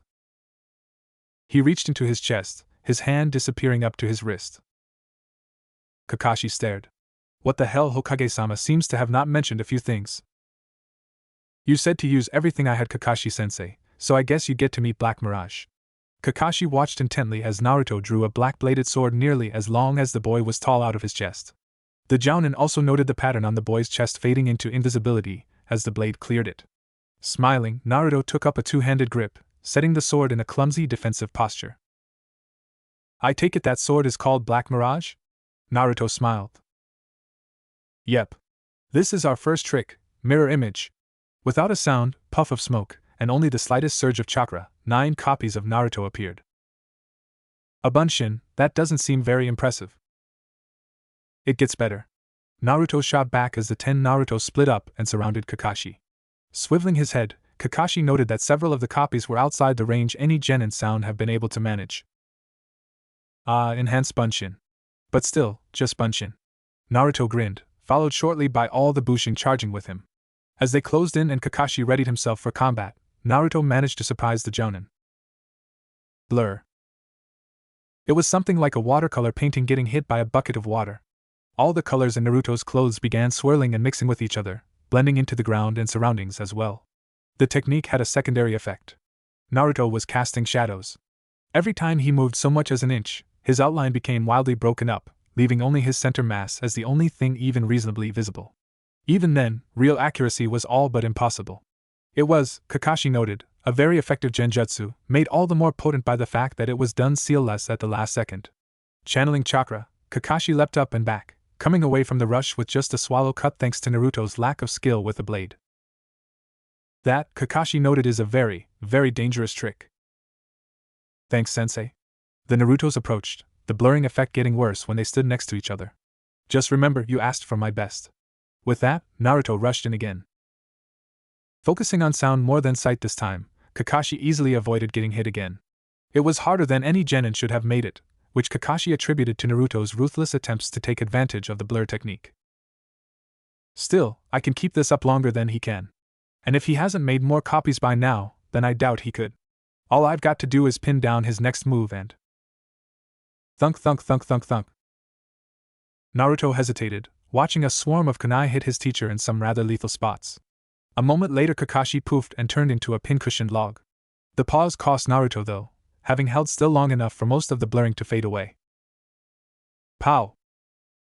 The blurring completely disappeared as Naruto tumbled through the air, his concentration shattered by the swift kick to his ass from Kakashi. After landing in the river, the mirror images vanished. Feeling a spurt of satisfaction, Kakashi raced to where he could see Sasuke dashing through the woods. The bottom of the class had an interesting trick, best to face the top of the class with a hint of caution. Sitting at the bottom of river, looking supremely pissed off, Naruto pondered his next move. He had about 10 minutes of air thanks to one of the tricks he'd heard about from Black Mirage. The sword was quietly impressed by the speed the boy had picked up the secret to this trick, and decided to toss the boy a bone. It's time to take the kid gloves off, wielder. Shall we try something mean? Let's. I didn't get to make this speech earlier, but there are 3 core principles to being a ninja. Taijutsu, ninjutsu, genjutsu. Care to try one out? Sasuke spun around to see his new sensei watching him lazily. Naruto might have had a cheap trick, but I'm better than him. We'll see. Sasuke launched himself at Kakashi, starting a furious taijutsu assault. Kakashi instantly noted the difference in skill level between Naruto and Sasuke, with Sasuke being much higher. Still, it wasn't getting him a bell, and they both knew it. Jumping back, Sasuke started flipping through hand seals rapidly. Shit, Gakakyu no Jutsu. Sasuke watched calmly as the fireball sputtered out, expecting a royal pissed off but injured and weakened Jounin. But there was nothing. Where is he? The sides, above me, behind? Below. Shinjuzanshu no Jutsu, double suicide decapitation technique. A moment later, Sasuke was completely immobilized. Stepping out of the earth and brushing himself off, Kakashi eyed Sasuke. By technique you are better, but he uses what he has very well. Think about it. Now, to traumatize a fangirl of yours. Kakashi once again disappeared in a swirl of leaves. After arriving near Sakura, Kakashi had expected the pink-haired girl to put up a decent fight like both her teammates. She proved to be incredibly disappointing, fainting after a quick hell-viewing genjutsu, something her profile said she was inclined to. Deciding to play with Naruto some more before the timer went off, Kakashi headed to the river to pick up the boy's trail. What he found was Naruto floating face down in the river, partially weighed down by the sword still gripped in his hand. Oshidashito Hitoshit. Hokage-sama is going to kill me for this. Diving into the river, Kakashi reached in to pull the boy and out to try mouth to mouth. When he tried to grab the boy's vest though, his hand went straight through. I just jumped into a river after my drowned genjutsu specialist Genin. Way to go, Kakashi. KR boom. An exploding note embedded on the riverbed and pumped with chakra to stall its soaking and destruction went off a few feet from Kakashi and launched the unsuspecting Jounin well into the clearing. Steaming, the silver-haired ninja made a mental note to avoid truly pissing off the blonde, at all, ever. Slightly concussed, the Jounin missed the ringing off the bells as they were taken off his belt, though he did see them float away. Kakashi was about to lunge for the genin and take them back, while inflicting some well-deserved vengeance, when the timer finally went off. Sigh. Wait here, Naruto, I'm going to grab your teammates. Kakashi-sensei, why is Sakura-chan tied to the log? The restrained girl glared hatefully at her sensei. She failed to even make an attempt at the bells, unlike Sasuke who managed to brush against them. The fact that you actually got the bells just makes her look ridiculous. But what's the gag for? Sakura attempted to scream out support for the sentiment, but failed to get more than faint groaning. She yells, loudly and at pitches that make my head feel like an ice pick has been jammed through my temples. Naruto squirmed guiltily, having recently noticed that fact due to Black Mirage's rants on that damn harpy whore. Now, I'm afraid that Sasuke and Sakura haven't passed my test. However, since Naruto has, I will allow you two a second chance after lunch. But, for that dismal performance, Sakura is not allowed to eat anything. Later Kakashi disappeared in a puff of smoke. Taking a quick look around, Naruto ripped Sakura's gag out and held out a piece of his lunch. Eat up, Sakura-chan, you'll need your strength for the test. The pinkette would have protested getting food from Naruto of all people, but her stomach gurgled, demanding sustenance since she had skipped breakfast. Watching the two, Sasuke scoffed. Still, the blonde idiot had somehow managed to get the bells, so perhaps he wasn't completely useless. But his pink-haired fangirl was good for nothing but a distraction. Sasuke blinked. That was it. That was how he was going to get a bell, provided Kakashi could get Naruto to hand them back at some point. He was going to use Sakura as a distraction, then swoop in and snatch a bell the way Naruto had probably used those advanced Bushin. Praying she didn't look too deep into it, Sasuke picked up a piece of his own lunch and held it out to Sakura, who blushed. If only the fangirl hadn't starved herself, this wouldn't be necessary. You've broken the rules. Scared shitless, Team 7 watched their sensei appear and glare at them with a highly effective dramatic background. Do you know what the punishment for breaking the rules is? The genin shook their heads. You three pass. Team 1, remedial training. Team 2, remedial training. Team 3, ditto. Team 4, psi training. Team 5, remedial training. Team 6, another bunch of remedials. Number 7 was skipped as it was not nearly late enough for Kakashi to be here. Team 8 passes. There were some soft murmurs given that the Jounin of 8 was a rookie, but no one said a word against her. Team 9 is still active from last year. Asuma? Team 10 passes, Dad. Whispers and nods abounded. Team 10 was the second Ino Shikacho team, and nobody had expected them to fail. Has anyone seen Kakashi yet? Why bother, Hokage-sama? Kakashi never passes anyone. Sorry I'm late. A blonde fox thought it would be funny to hit me with an exploding note. People turned to comment on Kakashi's idea of a joke but promptly shut up when they realized that he had a bandage wrapped around his head. Sarutobi puffed on his pipe, deciding to get the ball rolling despite having a good idea what happened anyway. An exploding note, you say? That's a rather serious accusation. Kakashi waved it away. It was during the test, so it was perfectly legal. Surprised the crap out of me though, and threw me over a river. Loud whispers and not-so-quiet murmurs filled the meeting room. Quiet. Getting his silence, the Hokage gestured for Kakashi to continue. Looks were exchanged as the XANBU described the fight that afternoon, glossing over nothing. In the silence that followed, Kurenai stepped forward. Hokage-sama, if Naruto was such a promising genjutsu master, why wasn't he placed on my team? The third smiled gently at the rookie Jounin. It's because he couldn't use genjutsu at all till he found that sword, the Black Mirage.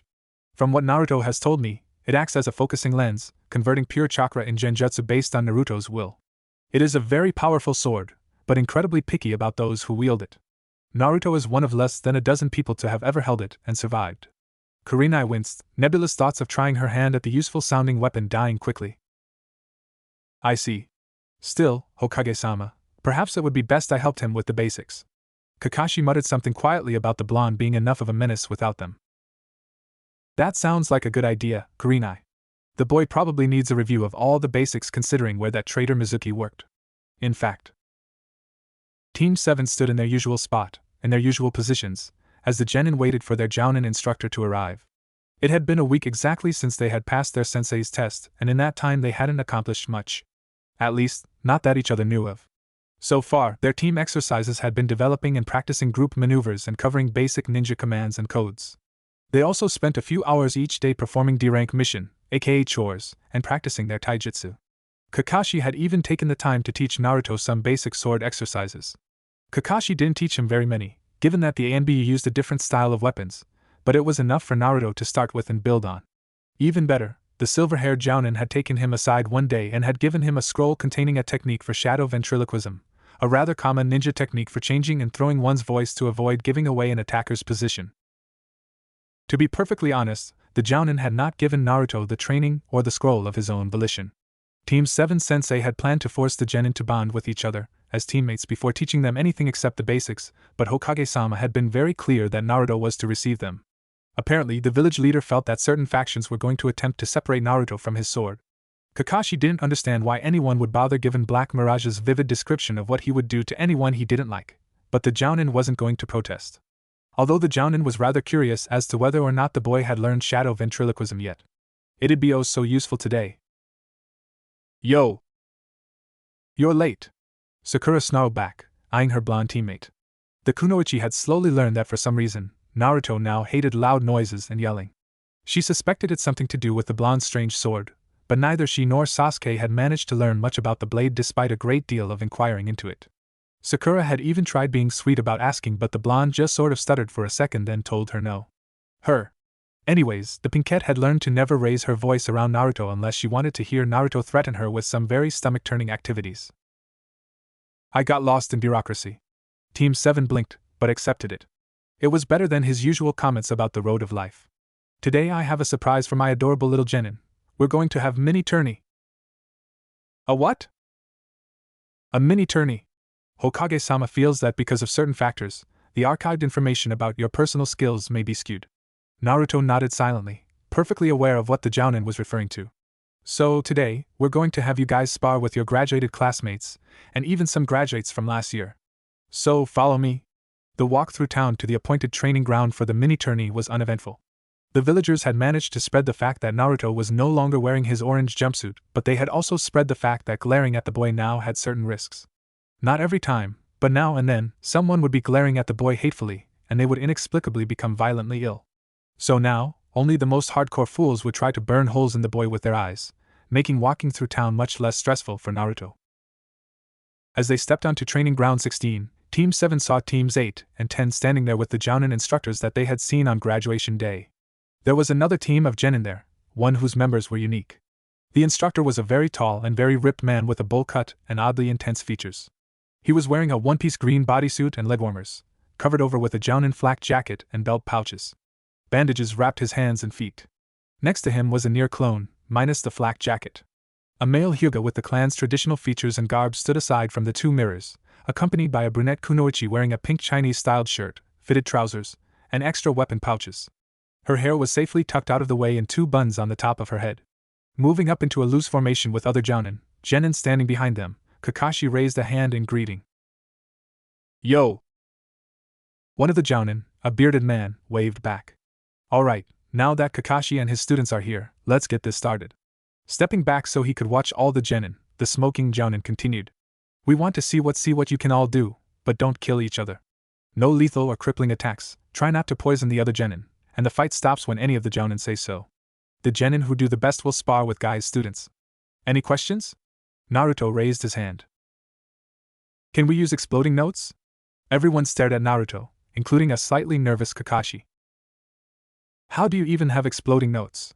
There's no way you can afford those on nothing but D ranks. Naruto grinned evilly. As it turns out, I'm really good at poker. Sakura glared. How's does an idiot with no self-control like you win at poker? Naruto shrugged. Naruto. Kakashi kept his voice casual. How many of those did you buy? No way. We're going to have a tournament. Why should I tell everyone how much ammo I've got? While I'm delighted to know that you're learning to think about the consequences of all your actions, the fact that you refer to exploding notes as ammo terrifies me to no end. Naruto looked at his sensei inquisitively. It was really hard to tell if he was joking or serious when he deadpanned most of the time. Anyways, you can use them but don't actually set them off. Just point out that you've got your opponent bombed and the Jounin will decide if it counts as a kill. Would anyone like to go first? Naruto barely heard Kiba eagerly jump at the chance to showcase his skills. The moment Asuma, the smoking Jounin, had stopped talking, Black Mirage spoke up. The Kyuubi asked me to relay an offer to you. If you can beat all your classmates, then he will teach you a Kitsune technique. If you beat the older Genin, he'll teach you another Kitsune trick. Naruto blinked. Would he really teach me? Why would he even offer me something like that? Black Mirage radiated a sense of confusion. I haven't a clue, though he has been muttering something about subtly and illusions being proper Kitsune methods. I would suggest trying it. Even if the Kyuubi refuses to teach you, you need practice against living opponents. Simply weaving illusions over dummies only teaches so much. Naruto nodded physically. Okay, I might as well try. Did you want to fight Kiba, Naruto? Naruto looked up, surprised by the question. Huh? You nodded. You wanted to partner with Kiba for the first spar? Yeah, I will. Kiba grinned as Naruto walked into the center of clearing. Cracking his knuckles and waiting for everyone else to get to one side, Kiba decided to start things off with a little trash talking. With Naruto's short temper, a couple of insults would make the blonde too mad to use his greatest strength, sheer creativity. I don't know what you think you're going to do against me, Naruto. Even if you actually have those exploding notes you were bragging about, I'll be on you too quickly for you to set them up. Give up and spare yourself the beating. Anger darkened Naruto's complexion, but the blonde didn't take the bait. Instead, he pressed his right hand to his chest, covering what most of the ninja present agreed was a beautiful/cool tattoo. Just start this, and we'll see who takes a beating.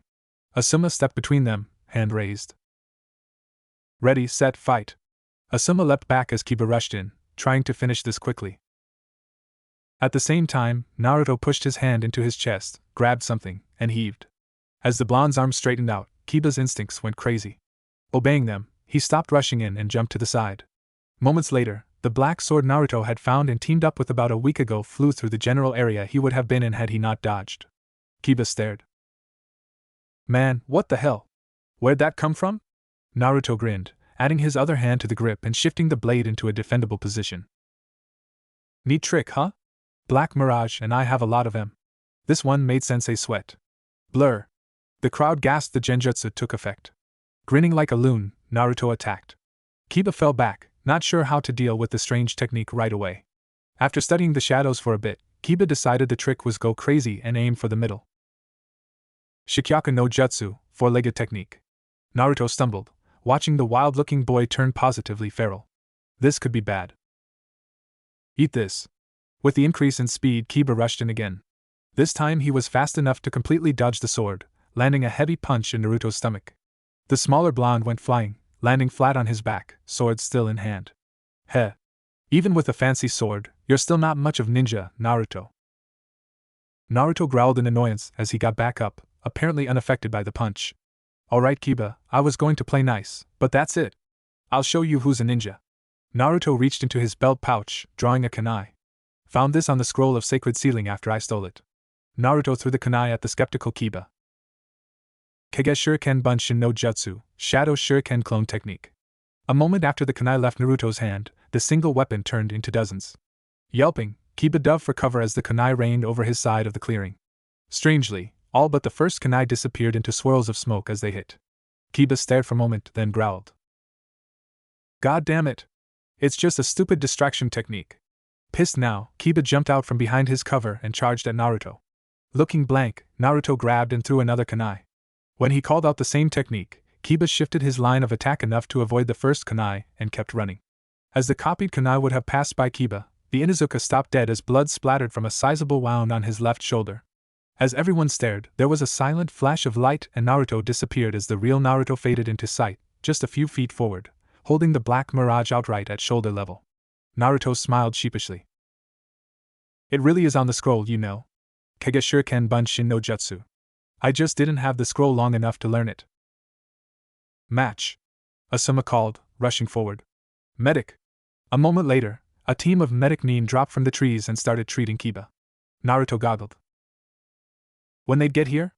Kurenai walked up, smiling in amusement. They were here before we started. You didn't think we'd put our students at risk without medics on hand, did you? Kurenai glanced at Kiba, quickly determining that it was a manageable wound. Her student taken care of for the moment, Kurenai decided she could now work on her personal interests. Naruto. What's the name of the genjutsu you used? Naruto looked uncomfortable. It doesn't have a name. I just make it work. Kurenai's eyes widened. Genjutsu through pure willpower was the kind of thing you only heard of coming from highly trained Uchiha. Really? That's impressive. Maybe you'd like to meet sometime and discuss genjutsu? I'm a genjutsu mistress myself, and I'd never forgive myself if I didn't encourage another genjutsu user. Silently asking Hinata for forgiveness, Kurenai put on a blinding smile and laid a hand on the boy's arm. I might even teach you a few special techniques. We'll talk to later about setting up a meeting, okay? Getting a quiet nod from the stunned-looking boy, Kurenai straightened up and walked back to her genin, feeling slightly dirty.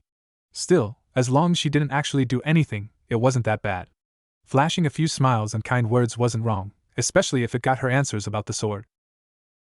Alright. Kiba's going to be fine. Who wants to go next? Me. Everyone turned to Naruto. Asuma's eyebrow tried to crawl into his hairline. Naruto, you just went. Do you really want to go again? Naruto nodded. Yeah, I want to go until I drop. Asuma looked at the other jounin, but none of them protested. Despite the chattering he did, there wasn't really all that much actually known about Naruto.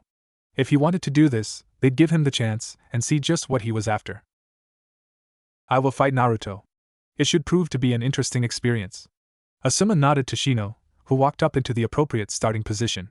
Naruto got into an aggressive stance and readied for the starting wave. Ready, set, go. Naruto charged, sword ready for a swing. Shino, strangely, didn't move, even as Naruto cleaved right through his body. Naruto's mouth dropped in shock, and his grip on Black Mirage was slipping from the horror of killing one of his classmates when Shino's body dissolved into a large swarm of bugs that covered Naruto from head to toe. Ah! Get them off me! Get them off! Shino stepped out from behind a nearby tree as Naruto ran in a panicked frenzy. It is no use, once the destruction bugs are on you, you will not escape. Ah! Get them off me! Get them off! Shino adjusted his glasses as Naruto continued to run in the same pattern. I find myself disappointed with such an easy win after your tricks against Kiba. Ah! Get them off me! Get them off! Shino frowned slightly as his sensei sighed and Asuma chuckled. Both Kakashi and Guy were scanning the clearing intently, not paying any attention to the screaming Naruto, who was running in the exact same pattern for the fourth time in a row. Shino sighed. You have somehow learned to fool destruction bugs, have you not? The point of a sword gently made itself known at the base of Shino's skull. I don't think so. I use the same stuff on everyone. Are those bugs super good at finding genjutsu? The swarm in the clearing began to lift off, confused as to why the target was both in front of them and behind the aburame, threatening the hive. Destruction bugs are highly resistant to genjutsu because of the way their senses are processed. Additionally, they are sensitive to chakra, which should have alerted them to the genjutsu's presence. Shino could almost hear the other boy blink. Oh. My genjutsu are bent light. Shino considered it. Interesting. Louder, he said. I yield. Uzumaki-san has me trapped in an unsurvivable position. Naruto faded into sight, smiling. Shino gracefully accepted his defeat, knowing that had he been aware of the difference in Naruto's genjutsu, that the fight would have been very different. In the group of genin, who were now largely milling together, Ino leaned over to whisper to Sakura. PST. Forehead, when did Naruto get so good? Sakura scowled at the hated nickname but answered without calling her on it. Not very long ago. I overheard Sensei comment that Naruto had some very powerful techniques but he was actually really clumsy with them. No way. Ino gasped. He's already beaten Kiba and Shino. Sakura gave her friend a significant look. That tore it. Ino had to know what was going on and there was one sure way to do it. Sensei. I'll go next. Asuma looked shocked to see one of his genin volunteering to fight without being goaded first, but allowed it, wondering what was going on. As the kunoichi got into her starting position, Naruto chuckled to himself. What's so funny, Naruto? Ino sucks. I could beat her up even before I found you. The sword odd. I guess this means I won't be doing very much. Hey Ino! Would you like the first swing? Ino was a very bossy person and Naruto didn't much like being ordered around without a really good reason. Naruto wasn't a big fan of Ino's. Ino's lips curved up into a fragile smile. Such a gentleman. I think I'll take you up on that. Shintenshin no Jutsu, mind-body change technique. As Ino brought up her hands in the odd hand seal for the technique, Asuma choked on his cigarette. Damn it, Ino! Anybody but Naruto, anybody. He was, unfortunately, too late. An orb of chakra representing Ino traveled to the confused and still Naruto, sinking into his skin on contact. Kakashi-sensei, what did she just do to me, and why isn't she moving? All the jounin and the genin who knew about the Yamanaka secret techniques gawked at Naruto, who showed no signs of possession. Well, she's a body snatcher. A what? A body snatcher, or a skinwalker. It's a general name for creatures who enter the body of another for some reason. They tend to be very difficult opponents. It's not unheard of for a body snatcher to be killed only to have the thing jump free at the last second. Luckily, this one seems to be young and stupid. I have her walking, trapped, in the tunnels. She'll come out when she's tired.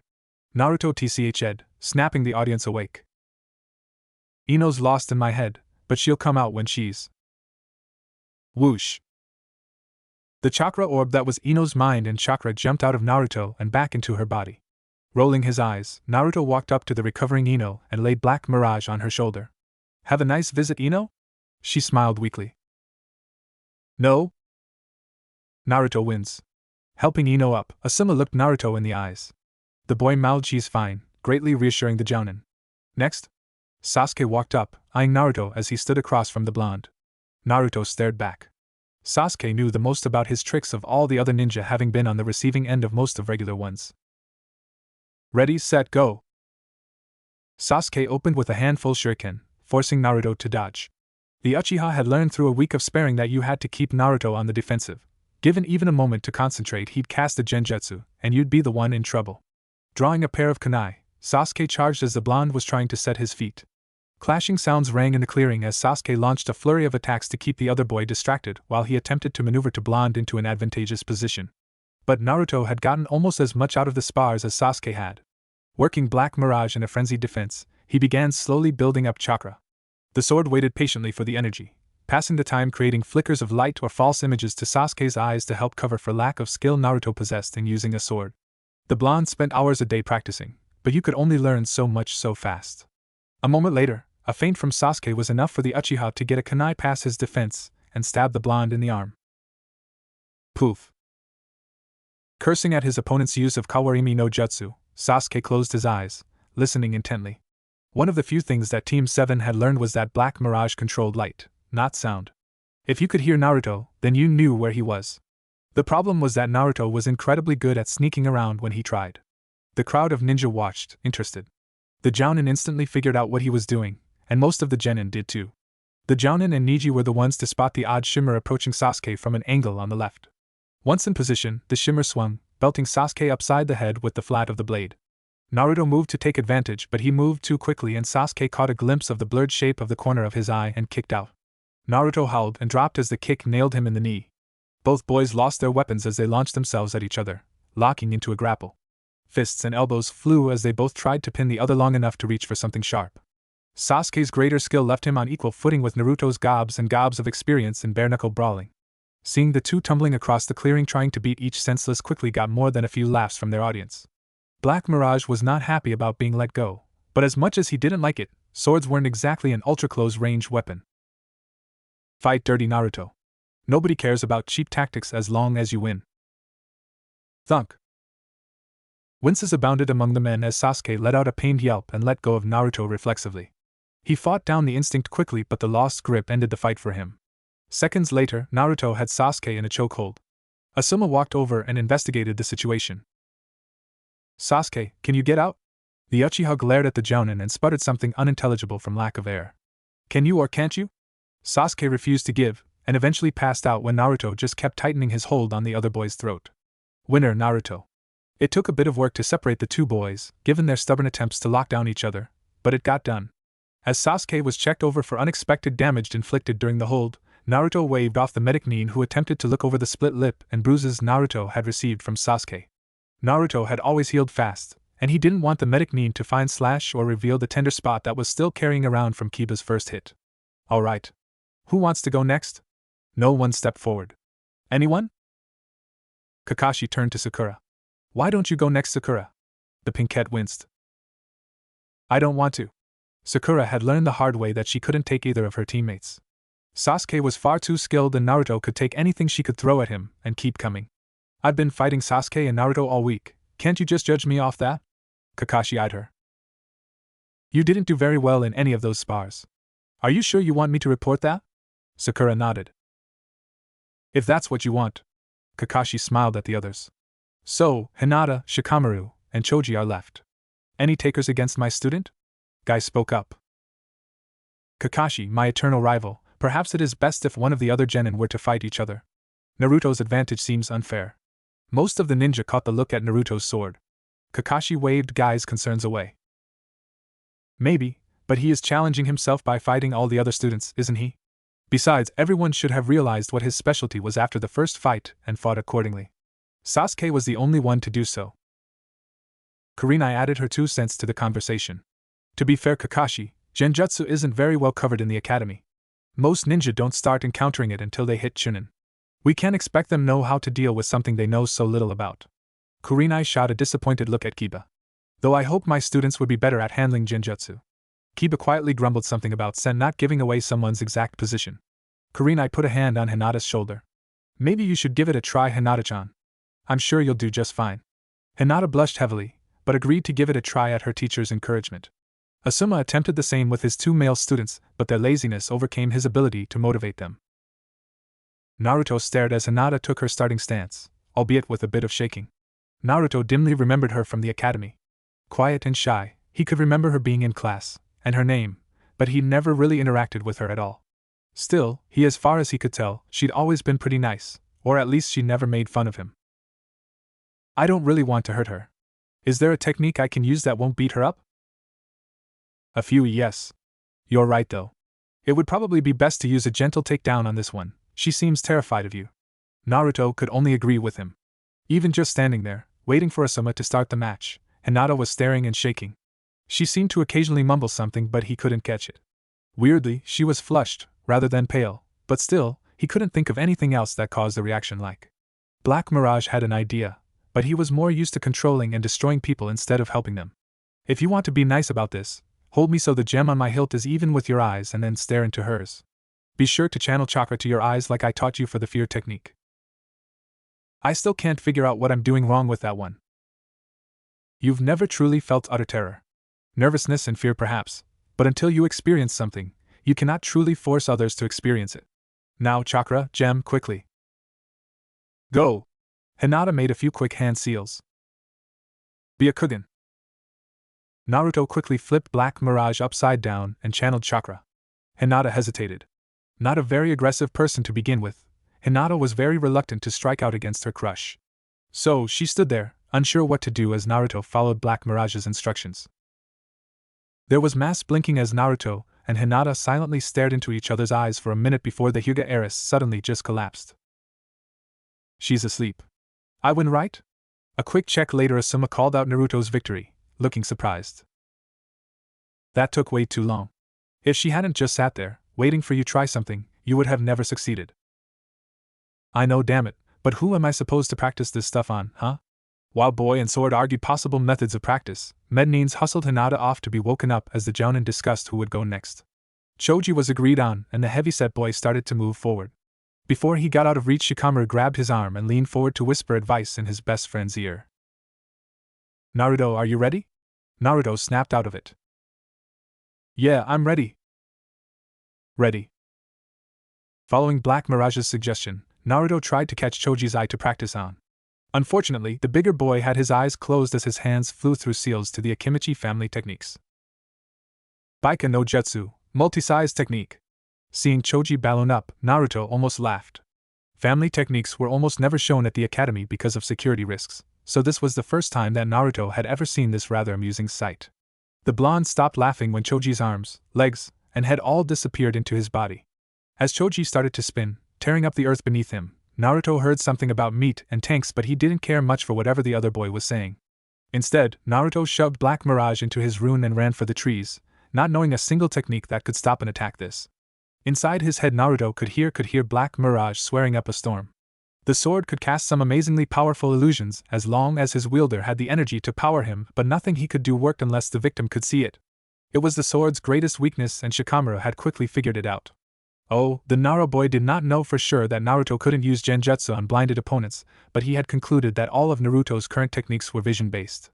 The blonde was now suffering the fruits of Shikamaru's intellect, desperately trying to hide from the rolling Akimichi. Cheers could be heard going up from the genin. Most of them were pleased to see someone finally put Naruto on the run, literally, as the case may be, and if that meant backing Choji, so be it. Getting desperate for a little space and time to think of something other than the sword he'd come to rely a little too heavily on, Naruto reached into his pouch and drew a tag. Tying it to a kunai, Naruto jumped and twisted midair. Eat this. Hurling the tag, Naruto used the momentum to spin back around by the time he hit the ground again. Choji swerved to one side to avoid the unprimed tag, proving that he could perceive what was going on around him somehow. Bang! Several of the genin jumped as something crashed in the woods around the training ground. Sounds like the forest is getting torn up in there. Choji must be pressing him pretty hard if he's still running. Asuma smirked at Kakashi. Looks like Naruto's streak is about to come to end. Kakashi turned to smile back at Asuma. Care to make a bet? Hidden in the crook of tree, Naruto watched Choji steamroll through the forest, demolishing smaller trees and knocking around the bigger ones. So far, the only thing keeping him from being squashed was superior stealth skills and the ability to jump from tree to tree. He tried a couple shuriken, but they had just bounced off Choji's rotating bulk. He could try more tags to make the other boy back off to avoid being killed, but he didn't have all that many exploding notes, and Choji wouldn't hold still long enough for Naruto to step up a trap. Face it. You may have to just wait this one out, and hope he stops that attack long enough to ensnare him in an illusion. Naruto scowled, but silently agreed. He just hated waiting. Crash. Distracted by his conversation with Black Mirage, Naruto failed to note Choji head straight for the tree he was hiding in. Cursing like a sailor, Naruto hit the ground hard, losing his breath. Bouncing off one of the thicker trees in the area, Choji launched himself into the air and towards Naruto. Look out below! Naruto screamed as over a half-ton of Akimichi flew straight at him. Waiting impatiently, the assorted members of Teams 7, 8, 9, and 10 stared in the trees where the medic Nin team providing first aid for this event had raced into the woods after the enormous crash. Kakashi fidgeted ever so slightly, afraid that the crash was Naruto slipping with his impulse control and blowing up Choji. It was a few very uncomfortable minutes before medic Nins marched out of the tree line carrying an exhausted but conscious Choji. Asuma let out a sigh of relief at the sight of his intact student. Shortly afterwards, Naruto staggered out of the trees, framed by concerned medics. Naruto was, for lack of better words, messed up. The blonde was covered in dirt, shredded plant life, and spatters of his own blood. Strips of his wraps and ribbons were either torn or missing, and Black Mirage was still hiding in his rune. With so much of his skin exposed, it was easy to see that most of the boy's body was developing bruises. To top it all the skin over his left eye was split, and his nose looked freshly broken and reset. Looking barely aware of his surroundings, Naruto was led back to the main group. Naruto? The blonde seemed to snap into focus at the sound of his name. Uh-huh. You okay? Naruto managed a nod. Yeah. Anybody left to fight? Kurenai approached him looking concerned. Maybe you should stop now, Naruto. Yes. Guy cheered, popping up behind Naruto unexplainably, startling the genin into falling down. The flames of your youth burn brilliantly, but perhaps it is best that you retire from the field. Getting back up slowly, Naruto shook his head. No. I gotta get everyone. That's the deal. The Jounin exchanged worried looks while the genin did the same out of simple curiosity. Neji and Sasuke were the only ones who didn't seem to care. What deal? Kakashi asked, managing to sound bored. The one Black Mirage made. I get a new technique out of it. Naruto was referring to the fact that Black Mirage brokered the deal for him with the Kyuubi. The Jounin all relaxed, thinking that the sword was offering Naruto a deal personally. You sure that it's worth it? Asuma asked around a cigarette. Naruto huffed and nodded. Yeah. Let's just get going. The blonde staggered back into the center of the clearing, drawing Black Mirage from his chest. Come on already, let's go! Shikamaru sighed and slouched his way out to settle across from the dizzy-looking Naruto. Troublesome. You look like Choji landed a direct hit. How are you still standing? Naruto grinned unsteadily. I'm tough, and I heal very quickly. You want a piece of this? Shikamaru's right eyebrow lifted slightly as Naruto slurred that last sentence. If I just stand here, you'll pass out anyways. Why bother? Naruto stared, processing that comment slowly. This gave Naruto time to realize that Shikamaru was standing there with his eyes closed, and a look of intense concentration. Slowly, the blonde reached into his belt pouch and removed several kunai and a stack of exploding notes. Naruto tucked Black Mirage under his left arm and began laboriously applying exploding notes to the kunai. Once finished, he tossed them at Shikamaru. Instantly, the shadow user jumped back and ducked. Naruto swore, realizing that the exploding notes were pretty much useless to get Shikamaru to surrender. Grabbing shuriken, Naruto threw them straight at Shikamaru, who dodged again, in a slightly different pattern. Troublesome. Kagame no Jutsu, Shadow Imitation Technique. Naruto gaped as Shikamaru's shadow suddenly came alive and rushed across the ground. Still a little concussed and confused about the movement of the shadow, Naruto didn't move at all before Shikamaru's shadow attached to his. The moment it did, Naruto lost all control of his body. Huh! Shikamaru sighed before lifting his arms and opening his hands when they were extended. What are you doing, Naruto? Why did you let me go? Kagame no Jutsu. Shikamaru repeated, opening his eyes. Once caught in my technique, my opponent is forced to copy all my movements. You're helpless. Give up or I'll have you grab a kunai from your pouch and hold it to your throat. Naruto seemed to be thinking it over. Shikamaru wasn't comforted to see clarity returning to Naruto's eyes. Your shadow makes me do things? Shikamaru really didn't like that question. Why does it matter? Naruto grinned. Then, he said a single word. Darkness. Shikamaru sighed as all light in the clearing died and his technique vanished. The Nara secret techniques worked best with lots of shadows, but this darkness had destroyed all light, preventing the existence of shadows. Slinking away from where he'd been using the Kagame technique, Shikamaru headed for the tree line, hoping to escape this darkness technique before. Twack! Less than a minute after all light fled from the clearing, it returned, revealing a panting Naruto holding Black Mirage like a club. Shikamaru was groaning on the ground, clutching his head. I win! That said, the blonde collapsed, Black Mirage turned into light and vanished into Naruto's chest. Well, how did it go? In the Hokage's office, the Jounin of Teams 7 to 10 stood in a semicircle in front of the village leader's desk. Puffing away on a cigarette, Asuma answered for the group. Naruto did much better than we expected, managed to take on the rest of his class and win one-on-one. It is unfortunate that my adorable genin could not test the flames of their youth against the blaze that is Uzumaki-san, but Lee looks forward to a match of youth in the future. Sarutobi sent a look to Kakashi, silently asking for a translation. Closing his ika, Kakashi drew himself upright. Naruto kept insisting on fighting all his classmates in one-on-one matches. His first couple of wins were rather easy since no one quite expected the dead last of the class to suddenly begin hurling genjutsu like they were out of style, but as the matches progressed and the genin began adapting, he nearly lost a few times. If he were to try again, he probably would not be able to defeat them all again. If Kiba had used his combination techniques at the start of their fight, Naruto probably wouldn't have pulled it off anyways. He nearly lost to Choji as it was. Karina eyed him for a second before continuing. From what I saw today, we have a fair idea of what the Black Mirage's limits are. Sarutobi gestured for the genjutsu mistress to continue since this was her field of expertise mostly. The sword only seems capable of purely visual genjutsu. It never generated a sound or scent as far as I could tell. Naruto displayed some minor talent with shadow ventriloquism and considerable stealth skills, avoiding detection most of the time even when against Kiba and Shino. That's no surprise, the Hokage murmured. Naruto has spent a great deal of time running from and avoiding his prank victims. If he hadn't picked up some stealth and evasion skills, I would have been disappointed. Anything else? Two things, Hokage-sama, Kakashi drawled. 1. Naruto referred to some sort of deal that he struck with Black Mirage involving some unknown technique. I'll keep an eye out for it, and report on its effects as soon as I can determine them. And the other thing? It seems there is a second reason the sword is called the Black Mirage. During the fight with Shikamaru, it absorbed all nearby light, preventing any shadows from being cast. Sarutobi blinked. Impressive. Guy, what did Neji have to report to you? As requested, Neji discreetly observed all of the battles with the Byakugan active. He claims that the only technique that he could actually see with the Byakugan was the blur technique, which completely obscured Naruto's Tenketsu. No other genjutsu Naruto created seemed to appear while the Byakugan was active, though they were perfectly visible once Neji deactivated his bloodline. Interesting. The Hokage mused. Thank you all for assisting in the investigating of Naruto's sword.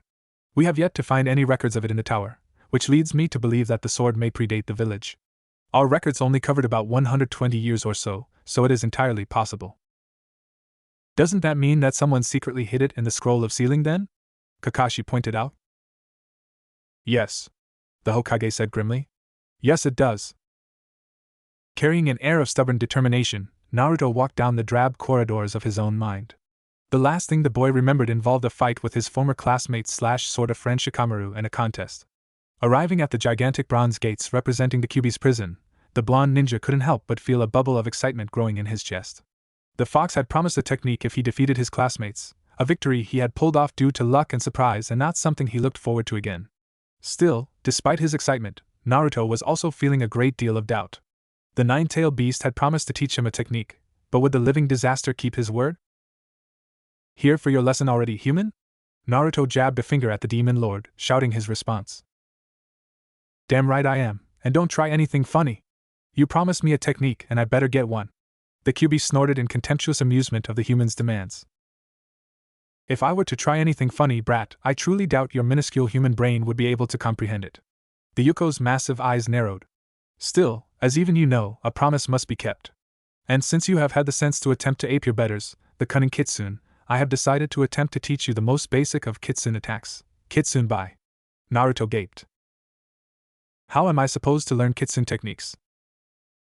You contain the greatest of all foxes, brat. If there is any hairless ape in this world capable of Kitsune magic, it is you. Now pay attention, human. I have no intention of repeating myself. Shaking away any doubt or confusion, Naruto listened intently as the King of Hell described how to use and control his people's most iconic attack technique. Hidden nearby in the shadows that populated Naruto's mindscape, Black Mirage also listened to the instructions. It was not every day that had a chance to learn from such a being without paying a hefty price. It was an opportunity the sword was not about to pass up. In one of the newer growth areas in the forest surrounding Konoha, three figures flitted from shadow to shadow, closing in on their unsuspecting prey. The target itself was relaxing in a sunny clearing, enjoying the warmth and peace of the midsummer day. The three figures spread out along the edges of the clearing, keeping one eye on the target at all times. Once they were in position, each figure raised a hand. This is Fire Fan in position. This is Pink Princess in position.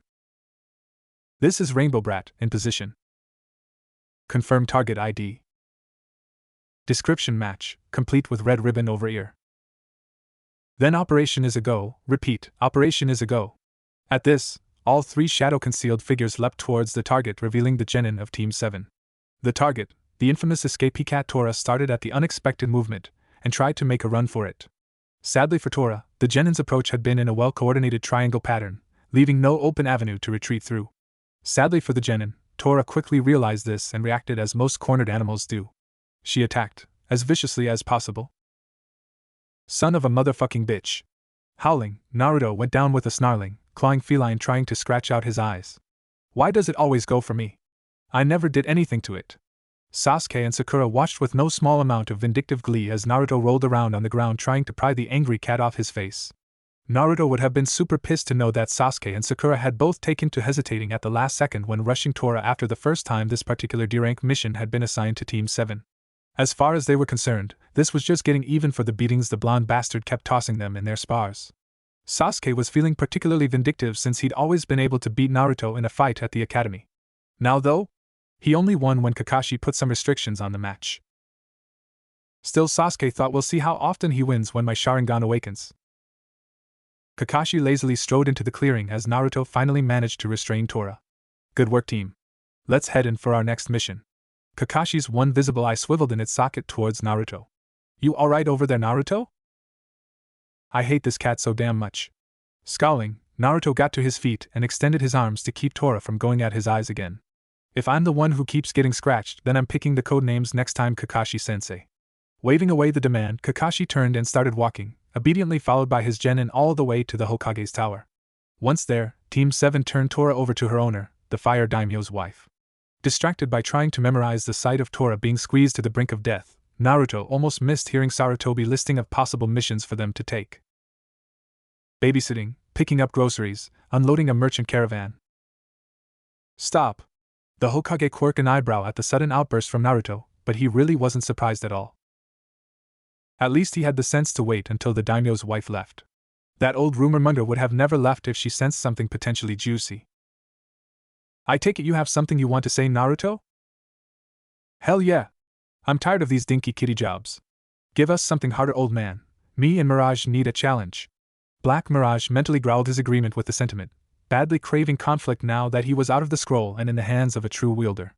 Sarutobi smiled slightly as Naruto went on a rant about how he'd never be Hokage if he never did anything cool. It was nice to see that the boy was as lively and feisty as ever. Well, if you feel that way, perhaps I could find you something a little more challenged than walking dogs. There were quite a few shocked expressions around the room at the Hokage's statement. Everyone in the room had figured that the village leader would kindly turn down Naruto's demand. Hokage-sama, are you sure that's a wise idea? After all, Team 7 only recently graduated. Sarutobi chuckled, waving away Irika's concern. Team 7 is an exceptional group, Irika-kun, as you know. Besides, I do have a rather easy C rank in mind for them. Tazuna, come in please. Hearing the name, Naruto discarded any idea of guarding a princess, but was still holding out hope for a daimyo's relative when a pudgy, aged drunk staggered into the room. Dressed in worn peasant clothing, the drunk squinted at Team 7 before opening his trap. These better not be my guards. It's just a bunch of brats. And that short one looks like a retard in that get-up. Naruto might have been briefly distracted by comparing heights had not Tazuna mentioned the outfit. Giving Mirage a mental command, Naruto thrust his hand forward.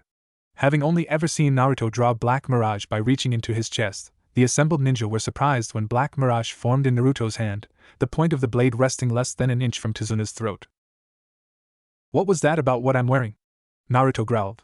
Tazuna held very still, sweating badly. Delicately, Kakashi griped the tip of the sword and moved it from Tazuna's throat, noting the edge of Black Mirage was sharp enough to leave deep scrapes on his leather gloves just brushing against the sword. No need to be so uptight, Naruto. Tazuna is a client, after all. Snorting, Naruto called Black Mirage back into himself. Fine. But if I hear one more crack about my clothes, I'm going to give him nightmares. Sighing, Sarutobi stopped any further trouble by informing Team 7 of the mission parameters. Tazuna is a well-known bridge builder, and will need an escort back to the land of waves. So what the hell was that? Team 7 and their client were currently on the road to wave country, Tazuna safely in the center of their travel formation. Hearing the bridge builder's question, Kakashi looked up from his Ika novel. What was what? The Jounin asked, sounding amused. That. Tazuna spat quietly, pointing at Naruto. The thing with the sword. How'd he do that? Kakashi shrugged. I'm not quite sure, to be honest. Naruto found the sword in one of the most secured locations in Konoha. It is special, and only Naruto really knows anything about it. It teaches him things, displays odd traits. It seems to have increased his aggressiveness, so I would suggest not provoking him. It ends badly. Tazuna cast a nervous gaze at the blonde as Sakura spoke up. Sensei, why are we escorting Tazuna? Doesn't the Land of Waves have a ninja village? Kakashi sighed. Why couldn't just let him enjoy the perfection that was Ika? No, they don't. Ninja villages, like Konoha, represent an aspect of military might. All daimyos each have a standing army, mostly composed of samurai. It's a requirement for being a daimyo since like any leader you can't be a leader without some way of enforcing your less popular laws. A ninja village, on the other hand, is more akin to the special forces of a country's military forces.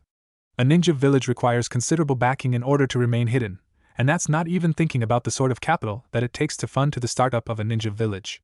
So, only the larger, stronger, and wealthier countries can start and maintain a ninja force. The Land of Waves doesn't qualify. Enlightenment flashed across Sakura's face. So that's why he came to us? Basically. Kakashi agreed, taking note of the puddle in the middle of the road, despite a lack of recent rain. At the front of the pack of traveling ninja plus client, Naruto was deep in thought while communicating with Black Mirage. The sword was quizzing him on its abilities and special techniques. As sword and wielder passed the puddle in the road, Mirage stirred. Did I miss it raining lately? Naruto blinked. No, why? Mirage sighed. Naruto's ability to actually think was improving, but the boy had years of thick-minded obnoxiousness to overcome. Puddle in the road. No rain. Think like a genjutsu master, details, boy. Naruto cast a look back at the puddle, thinking about what the sword said. So it's an illusion? If it is, then what's it hiding? An explosive, an attacker, something. Stopping, Naruto reached into his ammo pouch and withdrew a kunai and an exploding tag. Wrapping the tag around the handle, Naruto turned and lifted his arm. You guys might want to move. Eyes wide, Team 7 scattered, Kakashi grabbing Tazuna. The sizzling tag and kunai hit the puddle as a pair of ninja with odd garb and slashed hit-and-miss forehead protectors appeared from its depths. Wearing blade claw gauntlets on opposing hands connected by a chain made of razor-edged links, the two Nukenin tried running from the explosion but took too long releasing their ambush technique. Boom! Reeling from being caught next to the explosion, either ninja put up much struggle when Kakashi took them down. A solid hit the back of both ninjas' head knocked them out. Clucking his tongue, Kakashi brought out a spool of ninja wire proceeded to tie up both men. I was hoping to confirm who they were after, but good job spotting them, Naruto. The tag might have been a bit much though. Naruto scratched the back of his neck, looking sheepish. Well, it's not like I know how to dispel someone else's genjutsu. I had to go with what I know. Kakashi made a mental note to teach Naruto genjutsu disruption techniques ASAP before turning to Tazuna. Well, given that I'm a jounin and my genin aren't exactly high priority targets, I'm going to assume that the Demon Brothers were after you, Tazuna-san. Demon Brothers? Sakura asked, recovering from her scare about this whole situation. They're Chunin Nukenin from Hidden Mist. They specialize as tandem tactics and assassination. If they are here though, there will be more coming. These guys never work alone. Kakashi turned and stared hard at an already nervous Tazuna. Just who did you piss off, Tazuna-san? The bridge builder sighed, deciding that he wasn't going to be able to hide this any longer. Gato, of Gato Corporation. He's trying to kill me before I can finish the bridge. Sakura's nose scrunched up as she looked puzzled. Why would anyone want to kill you for building a bridge? Because, Tazuna sighed, he's trying to keep us from freeing ourselves. Seeing the blank looks on the ninjas' faces, Tazuna continued. A year back, a businessman named Gato came to Wave and started buying companies. Once he owned most of them, he started using strong-arm tactics to drive everyone else out of business. All too soon, Gato owned just about everything. He's been crushing us into nothing ever since. Nobody knows what he's doing. Tazuna's fists clenched. What kind of CEO buys everything and then runs into the ground? But my bridge could change all of that. It'll be a fresh source of hope and income. Kakashi coughed lightly. That's nice, but you lied about the mission ranking. Tazuna's sweat dropped. He'd really hoped they would have forgotten that during his speech. I had to. Wave is super poor thanks to Gato. Even the daimyo couldn't have afforded a more expensive mission and still finished the bridge. Kakashi popped his neck and sighed. Be that as it may, you falsely reported mission parameters and you got a severely underpowered team for this mission. We're going to have to return to Konoha. Tazuna decided that it was time to go for the soft underbelly. Sure, I understand. I'll just continue on alone, and Gato will kill me for trying to free Wave from his tyrannical grasp. My poor daughter will cry for days and my grandson will hate Konoha forever. But you got to do what you got to do. Goodbye ninja, goodbye world. Waving his hand dramatically, Tazuna started down the road to Wave. Fidgeting uncomfortably, Kakashi looked at his genin, who were all staring at him intently.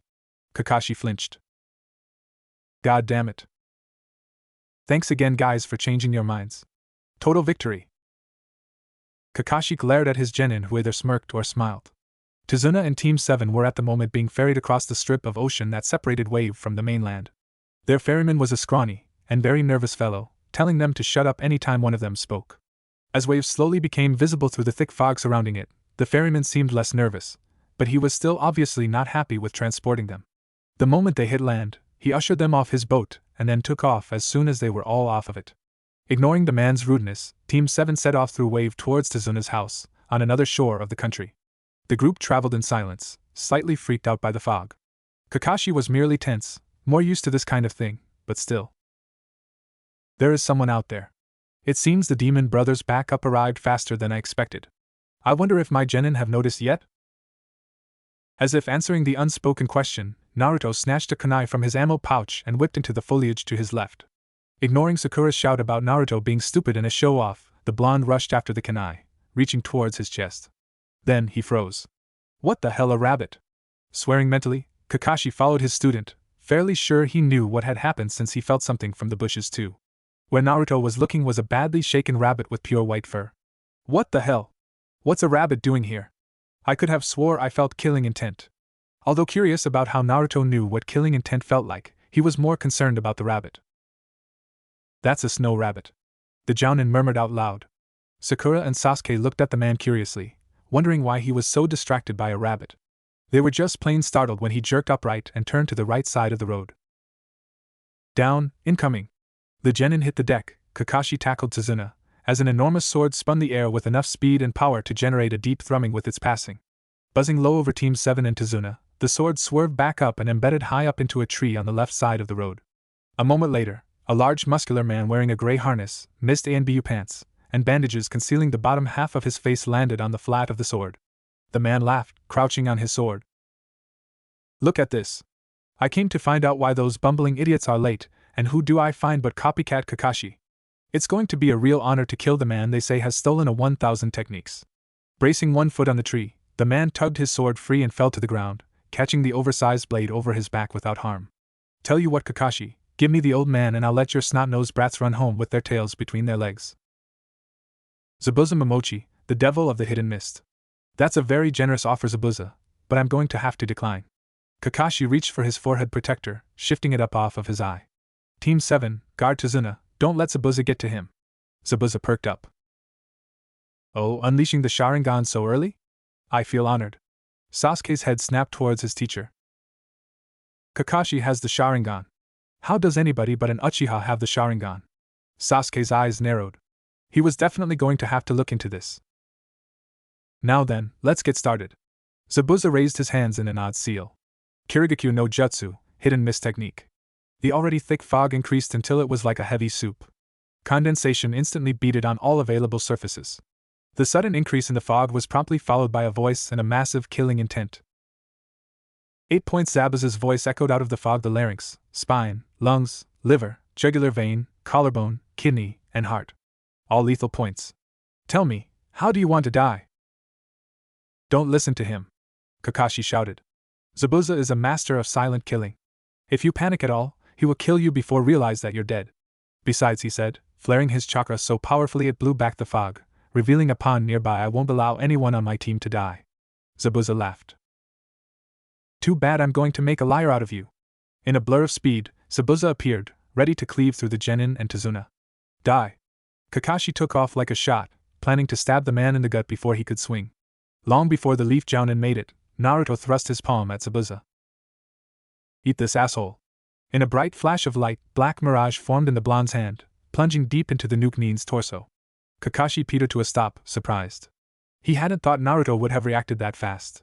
The impaled Zabuza gurgled, before bursting into water and soaking the ground. Kakashi swore as the genin looked on, shocked. Oh, Zabuza said from the fog, sounding amused. So one of the brats has a sword? Where did you get it, boy? Out of your father's closet. Although he wasn't showing it, Zabuza was rather interested in where the blonde had been hiding the blade. He could see some nice uses for that little trick. Naruto growled into the mist. I earned this sword, you eyebrowless freak. Why don't I show you how? Letting loose with his own not inconsiderable burst of killing intent, Naruto's form shimmered and he stepped into the mist, invisible. Kakashi and Zabuza both wore identical expressions of shock, though they couldn't see it. After a moment, Kakashi allowed himself a chuckle. He of all people knew how effective copying people was at throwing them off their game. Zabuza's reaction was considerably less reasonable. What the fuck? That brat is a genjutsu/kenjutsu user. Who the hell taught him that? Calming down, Zabuza focused on his hearing, planning on spitting the brat the moment he heard something. Back with Kakashi and Tazuna, Sasuke and Sakura were both a hair's breadth away from screaming in utter terror. Zabuza, Kakashi, and now Naruto, all throwing their killing intent around? It was like being an extra in a slasher movie and knowing you were going to get axed to increase dramatic tension. I can't stand this, Sasuke thought, trembling and reaching for a kunai. I have to get away from this, even if I have to kill myself. Raising the kunai to his throat, Sasuke was about to slit his own throat when Kakashi spoke up, moving closer to Tazuna and the two remaining genin. It's alright, Sasuke. You'll be fine as long as I'm here. Naruto is in the mist, watching out for all of us. It took some more comforting, but Sasuke lowered the kunai, but continued to shiver. He was still better than Sakura, who had completely shut down in fear. The girl wasn't even twitching. Shit. I forgot how badly some genin respond to killing intent the first few times they get hit with it. Naruto is holding up surprisingly well. Maybe I could get him to help me build up his teammates' resistance. Out in the mist, Zabuza was discovering some grudging respect for the blonde brat. The devil of the mist still hadn't heard the brat make a sound and the little shit had almost tagged him once. If this little bastard had been in mist when I left, I would taken him as my apprentice in a heartbeat. I can't drag this out forever, maintaining the mist will drain me eventually. Guess I'm going to have to risk it. Good thing I've got a backup plan. Sneaking towards his target, Zabuza readied himself and his trap. Surprise Kakashi! Lunging out of the mist, Zabuza went on the full attack, knowing the brat was coming for him. A lightning-fast exchange between his head cleaver and Kakashi's kunai took place, ending with Zabuza using the weight his blade to force the leaf jounin into a poor stance before lashing out with a kick that hurled the copy nin into the pond. Racing after the jounin, Zabuza felt a light sting across his back. He actually tagged me. Not bad for a little genin. Appearing over Kakashi, who was noting the unexpected weight of the water in the pond, Zabuza held out a hand, the other in a seal. Sura no Jutsu, water prison technique. A large bubble of water formed around Kakashi, arresting all movement. Chuckling, Zabuza allowed the mist to dissipate. Tazuna and Sasuke stared in horror at the trapped leaf jounin. Sakura twitched heavily, struggling to come out of the killing intent-induced bodily lockdown. Forming a water clone, Zabuza sent it right at Tazuna. Your little blonde friend showed some promise, but it's over now, brats. Run! Kakashi shouted. Take Tazuna and get out of here. I don't think so. The water clone shouted, charging Sasuke. A moment before it got in swinging range, it was sliced in half by something unseen. As Zabuza swore, Naruto's voice echoed out of the trees in the same way that Zabuza's had earlier. Sasuke. I'll cover you. Fireball that asshole. Grinning evilly, Sasuke raced to the edge of the pond and started flashing through seals. Cursing, Zabuza tried to form another water clone, but the thing was sliced before it even finished forming. Gokkaku no Jutsu, great fireball technique. Dropping his water prison, Zabuza raced away from the flames as Kakashi recovered and smiled at his students. Thank you, boys. You'd better get back though, the time for playing around is over now. Turning to face Zabuza, Kakashi set himself in a ready stance. Eyeing the distance between each other, both jounin started forming hand seals at the same time. Suryuden no Jutsu, water dragon projectile technique. Roaring, twin dragons rose from the pond and lunged. Biting onto each other, the technique struggled for dominance shortly before collapsing. Damn it! The whole lot of you are really starting to piss me off. Starting another round of seals, Zabuza noted bitterly that Kakashi was once again performing the same seals at the same speed as him. Talk about monkey see monkey do. What am I going to? Gurk. The gurk was Zabuza suddenly finding his entire world upside down and backwards. His entire perception was shot, and shifting lights burned into his eyes, stunning him. It was one of the most disorienting genjutsu that the nuke nin had ever been put in, and it worked like a charm. Zabuza was shakily attempting the last few seals when he heard Kakashi shout the name of the technique that both jounin had been forming. Daibakufu no Jutsu, grand waterfall technique. Ah shit, Zabuza managed weakly before the jutsu slammed into him like a tidal wave.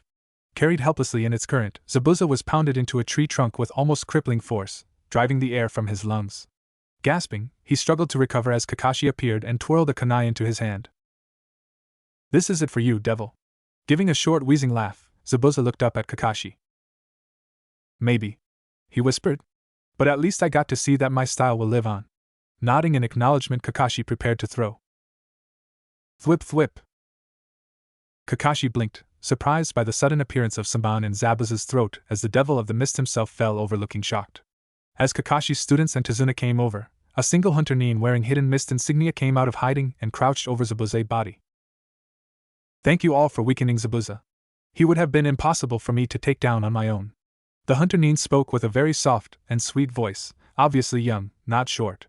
A fact that no one missed, not even Sakura, who was recovering now that the killing intent was gone. No problem, Hunter-san. Glad to help out, right my little genin? The genin just sort of stared at the hunter nin, not sure what to say. Naruto wanted to get in the hunter's face about taking Team 7's kill, but was busy trying to get Black Mirage to stop bitching about fame-stealing sneak thieves. If you'll excuse me, I have to dispose of the body. Grabbing Zabuza and the man's sword, the hunter nin disappeared in a Mizu Shunshin.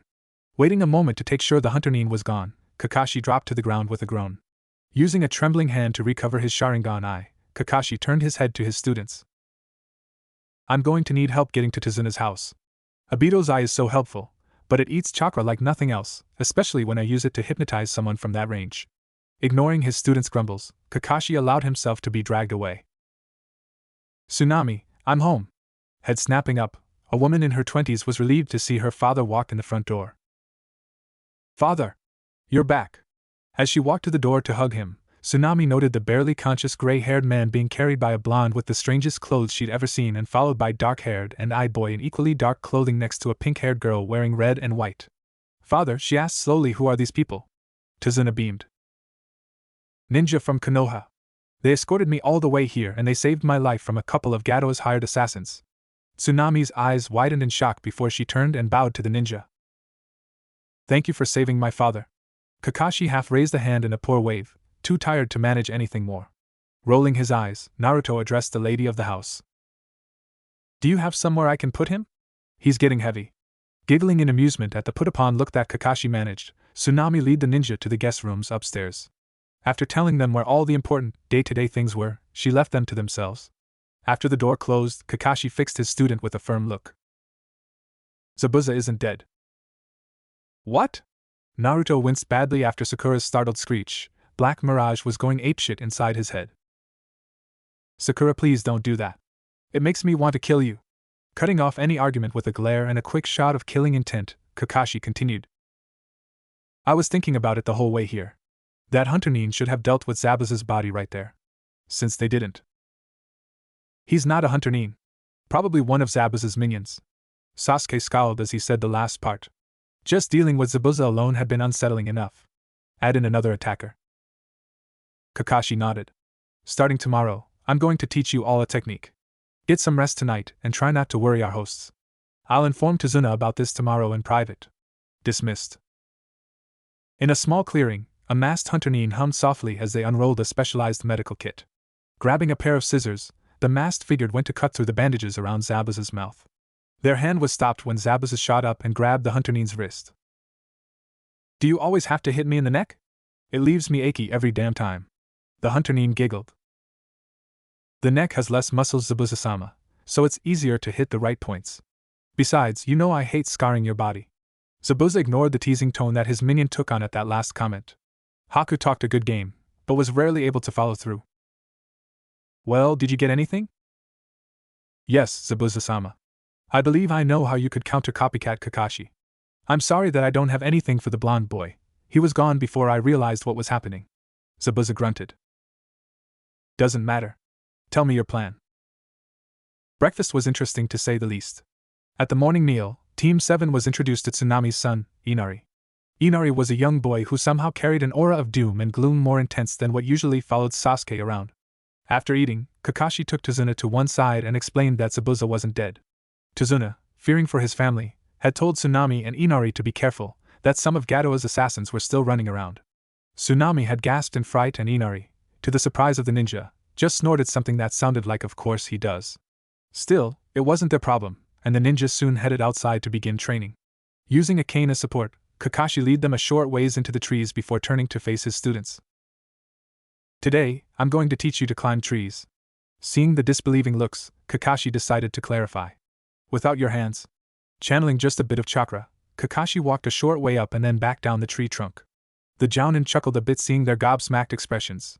Tree walking is considered a basic chakra control exercise, and a primer for water walking like you saw me and Zabuza doing.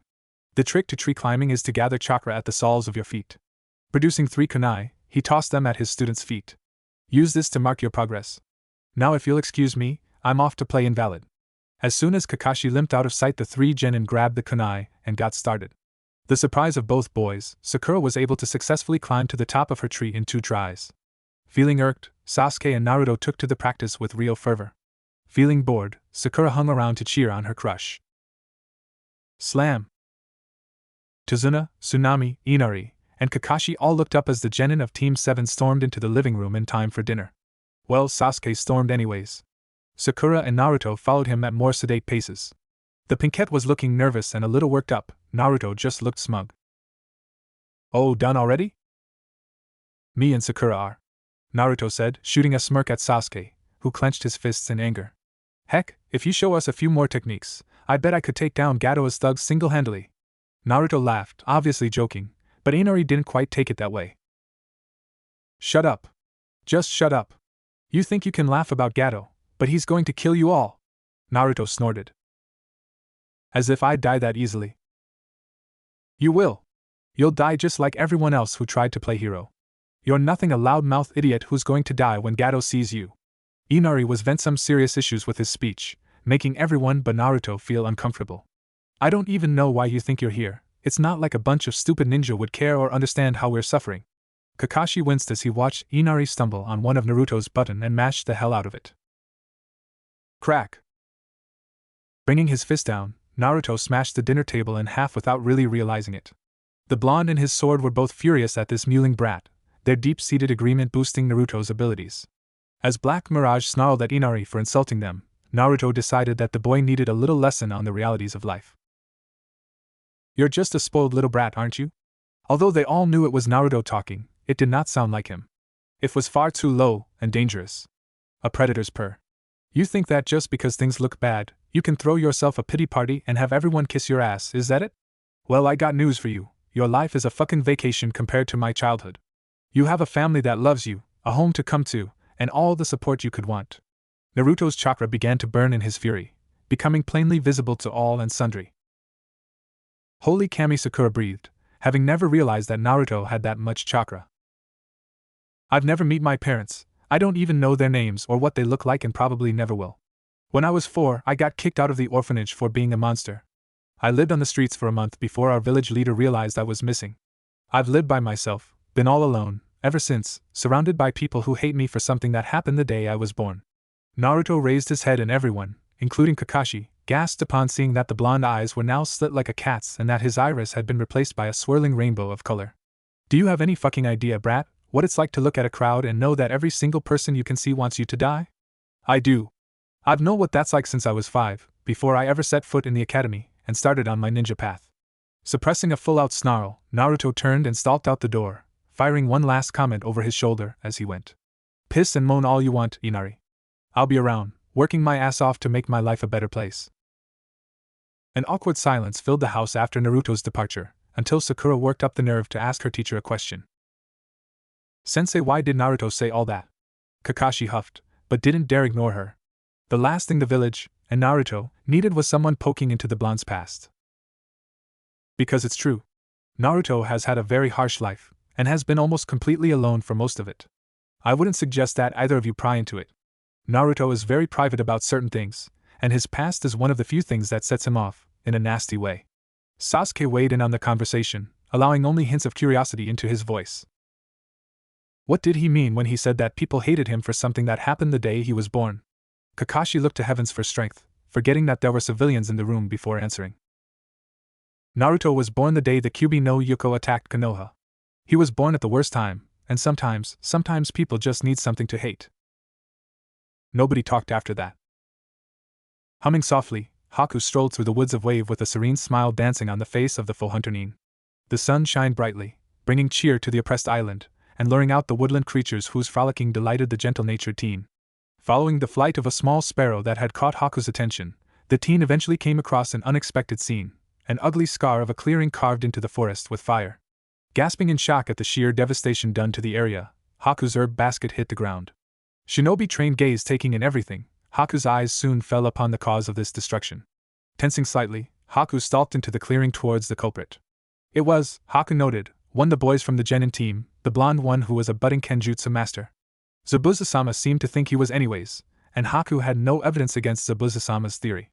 Kneeling next to the boy to get answers for the damage to the clearing, Haku noticed that the boy's strange but well-made sword was not nearby. Carefully, Haku reached out. "Ninja-san, wake up." The boy started awake, one fist swinging wildly. Haku dodged it, amused. Zabuza-sama tended to do the same thing when he woke up, only with his cleaver in hand. Haku waited patiently as the boy finished waking up before talking again. "Ninja-san, why are you sleeping out here? Won't you catch a cold?" Naruto rubbed his eyes, shaking his head. "No, I'll be fine, miss." "What are you doing out here so early?" Haku's smile widened. "Oh, I was picking herbs to help my sick friend Ninja-san, when I saw what happened to the clearing." Naruto winced. "Yeah, sorry about that. I was pretty upset about something last night, and one of my powers kinda got away from me." Naruto paused as something occurred to him. Inclining his head towards Haku, Naruto chuckled sheepishly. "I'm sorry, my name is Naruto Uzumaki, what's yours?" Haku giggled, stunning Naruto, who thought it was one of the sweetest and gentlest sounds he'd ever heard. Mirage chuckled quietly. "I'm Haku. Tell me, Uzumaki-san, why were you upset, if you don't mind me asking?" Naruto flashed Haku an uncomfortable smile. "It's a bit personal, Haku. I'd rather not talk about it. Tell you what though," the blonde said, rising to his feet and offering a hand to Haku. "I'll escort you where you need to go, as a thanks for checking on me." Haku giggled again. "Thank you, Naruto-san." The two chatted as they walked, Naruto doing most the talking. Haku was pleased to let him do so, subtly guiding the conversation to learn the most possible about Zabuza-sama's enemies. Despite Haku's disarming appearances and manner of speech, Zabuza's tool was not skilled enough conversational to avoid arousing suspicion from the ancient sword-sharing room in Naruto's head. "You realize that this little beauty is pumping you for information, right?" Naruto frowned, surprising Haku. "She is not. She's just curious about ninjas." Mirage scoffed. "While I'm pleased that you're seeking companionship with someone other than the harpy, she's digging for something. It wouldn't be the first time someone sent a pretty face to finish what the brutes failed at." Naruto shot a sideways look at the girl at his side, suddenly reminded that Zabuza had just recently tried to kill them and their client. Haku noticed the change in the atmosphere between them and began getting ready for a quick retreat. Still, Naruto said and did nothing, quietly following Haku as the kimono-clad youth gathered various herbs. The older teen eyed the blonde, wondering if he would recognize the actual purpose of the herbs Haku was gathering, but Naruto knew nothing about plants except a few edible species, and Mirage's knowledge was limited to the herbs and plants that had mind-influencing effects. Finally finishing, Haku stood and brushed off a few clinging pieces of debris. "Thank you for watching out for me, Uzumaki-san." Naruto grunted noncommittally, still turning over Mirage's comments in his head. Haku began to walk away, pausing only at the edge of the small, undamaged clearing they had found. "By the way, Uzumaki-san, I'm a boy." Gaping at Haku, who was walking away giggling, Naruto barely heard Mirage laughing. "Bwa ha ha ha, damn, it's been a long time since I've seen a trap that skilled." "Sensei, shouldn't we look for Naruto now? I know he's an idiot, but he is a Konoha ninja. We stick together, right?" Kakashi sighed. Sakura meant well, he knew, but hearing her ask that question again and again was starting to work his nerves.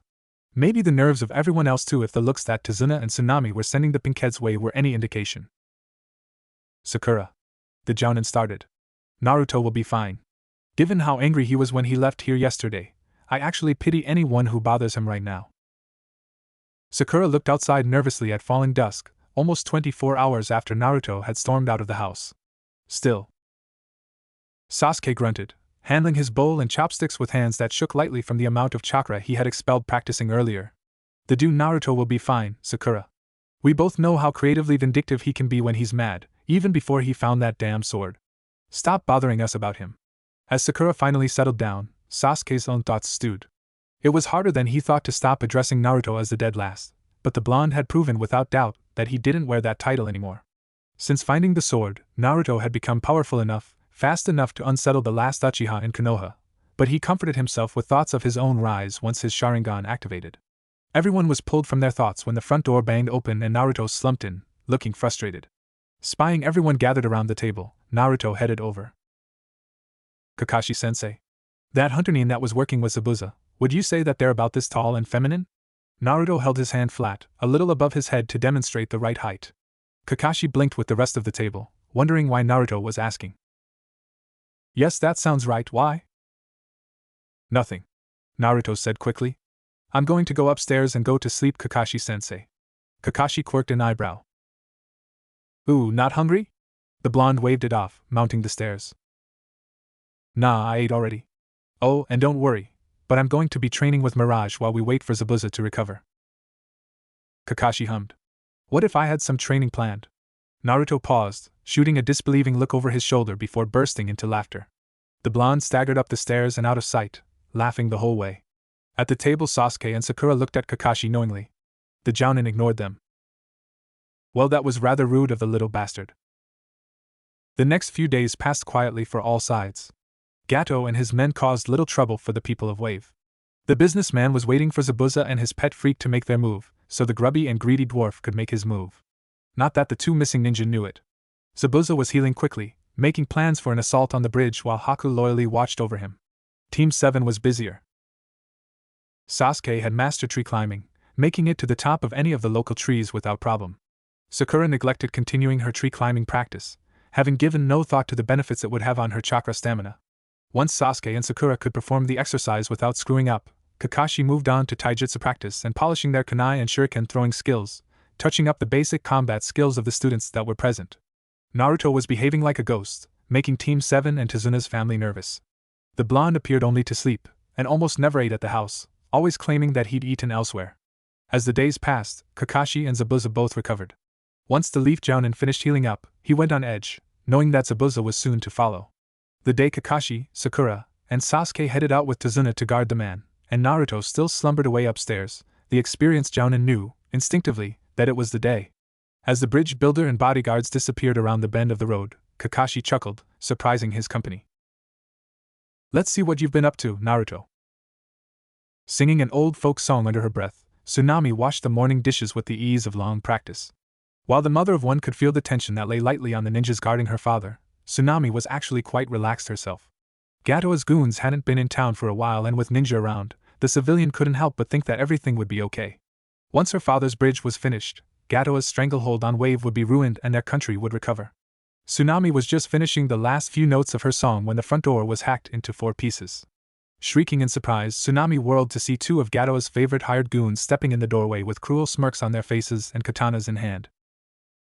That's the bitch the boss wants, right? The bridge builder's daughter? The smaller, silver-haired thug nodded, bored. Yeah, that's her. Grab her. The more heavily scarred thug grinned and licked his lips. You know, the only thing I got to cut up on the way over here was just a stupid pig. Since the boss wants you alive, I can't cut ya.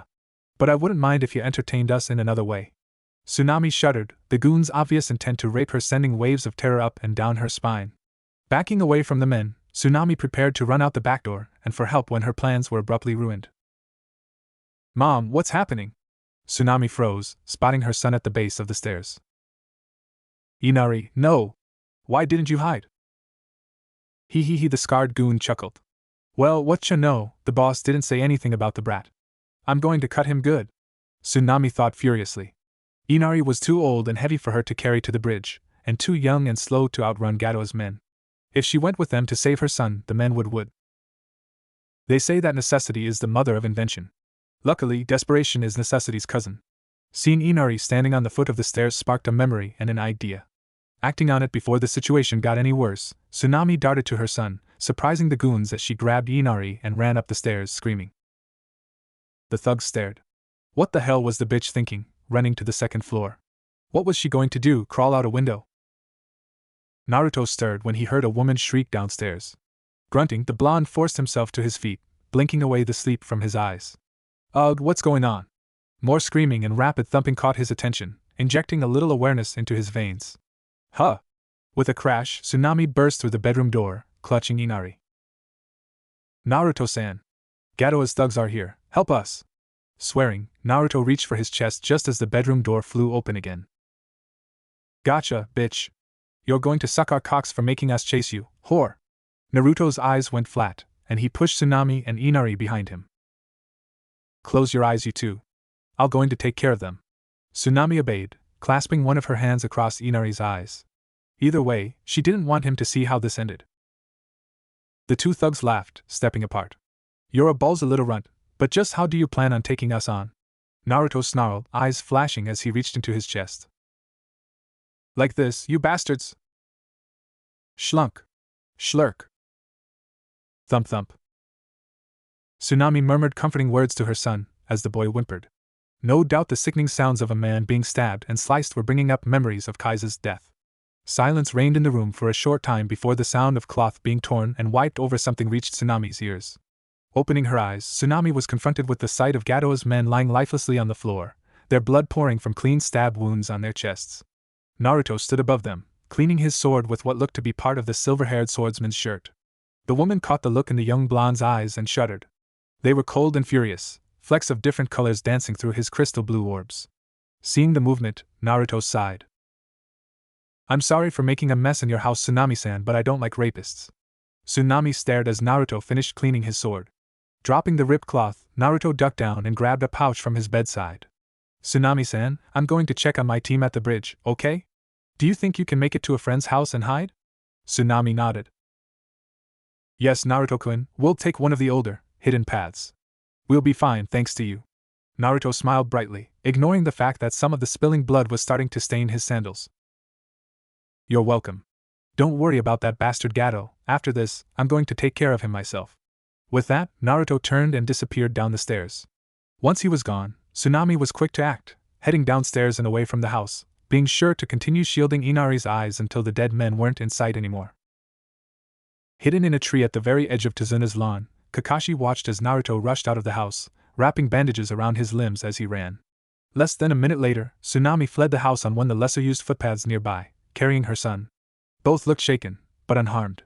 Sighing, Kakashi, or at least a Kagebushin, shadow clone, of him slipped into the house to figure out what had happened before following and protecting the client's family.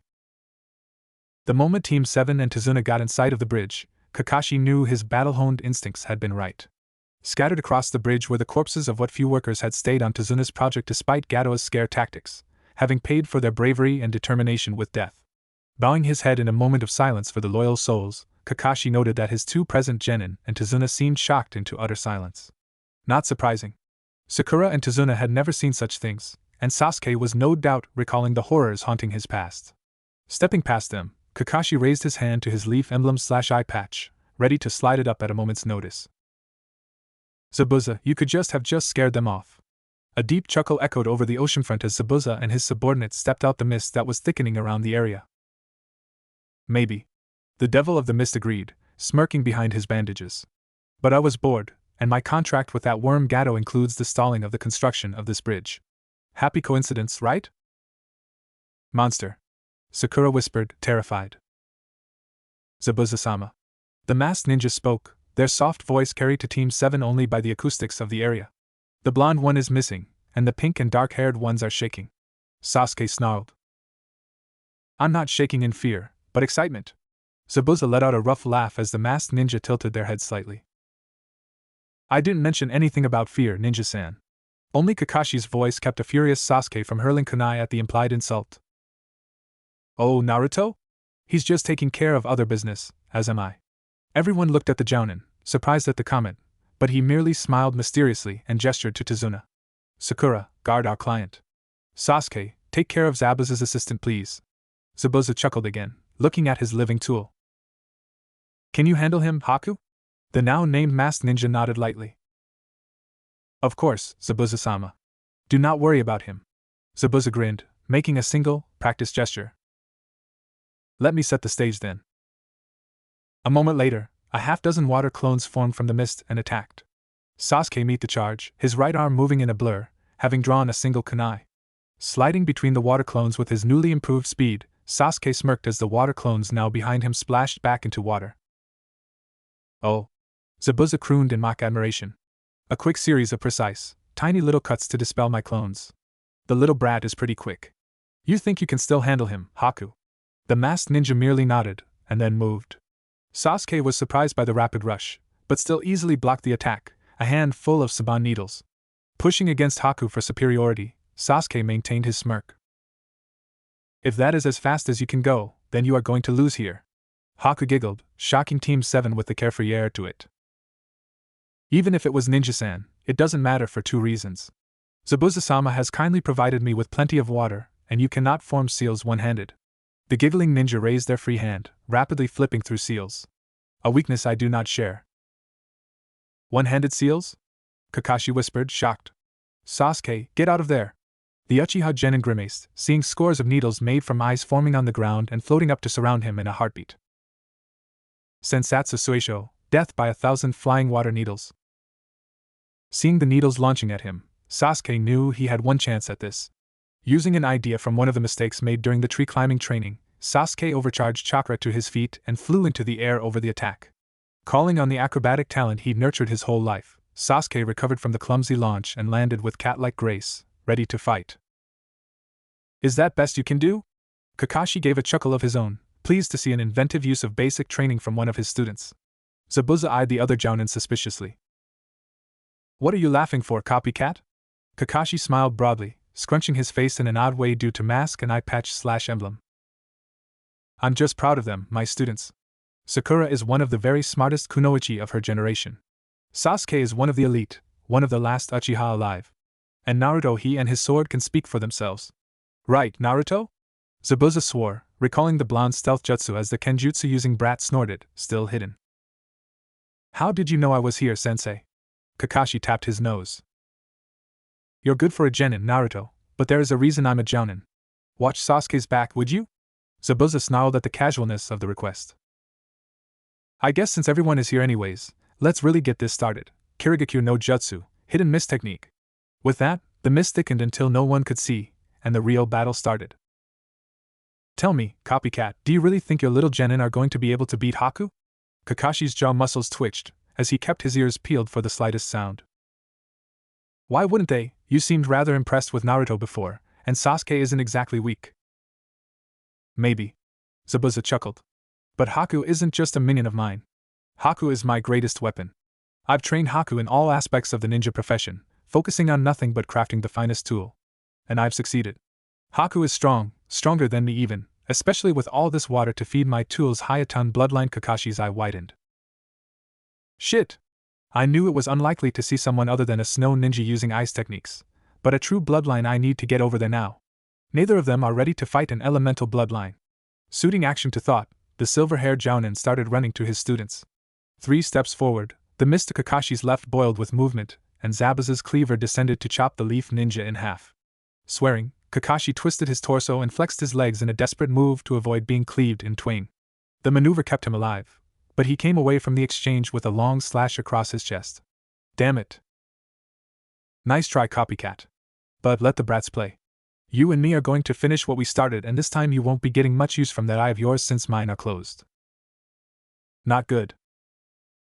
Speaking of things getting finished, there was a grunt in the mist, followed by a loud crash of steel on stone and a loud yelp of fright. You're not bad, leaf brat, but I'm the devil of the bloody mist. A true master of silent killing. If you want to die, step over here again. Naruto! Kakashi shouted. Stop trying to get yourself killed and help Sasuke, your teammate needs you. But sensei, if we take down Zabuza, we can all jump Haku. Isn't that a better plan? Naruto, your plan to fight Zabuza wouldn't have anything to do with your desire to be famous, would it? In the mist, Zabuza quirked a hairless eyebrow in amusement at the silence that answered Kakashi's comment. As if the little brat would get credit for his death, even if these leaf bastards were strong enough to manage it. I'll go help jackass, if it means that much to you. There was no sound of movement except. Kakashi dodged again, completely avoiding Zabuza's sword this time. Die, copycat! Sasuke peered into the thick mist uselessly, struggling to catch even a glimpse of his speedy opponent. Said opponent giggled, this mist distorting the sound, which pissed the Uchiha scion off even further. Come out and face me, coward! The mist began to thin around Sasuke, causing some of his tension to slip away. It seemed the masked ninja was not a silent killing master, and planned on rejoining the fight. Tell me, Uchiha-san, why would I come out and face you, when I can do this? Tinges of fear crawled up Sasuke's spine as the last wisps of mist in the area were sucked into the icy structures that now surrounded the genin. I'm sorry it came to this, Sasuke-san, but I'm not well equipped to fight a Digitsu user like you. Prepare yourself, Maku Hayashu, demonic ice crystal mirrors. Sasuke spun in a circle, observing the ice mirrors, noting that they covered all directions but underneath. Haku's image appeared in one of the mirrors, having stepped into it from the back. I do not like to kill, because it makes my heart ache.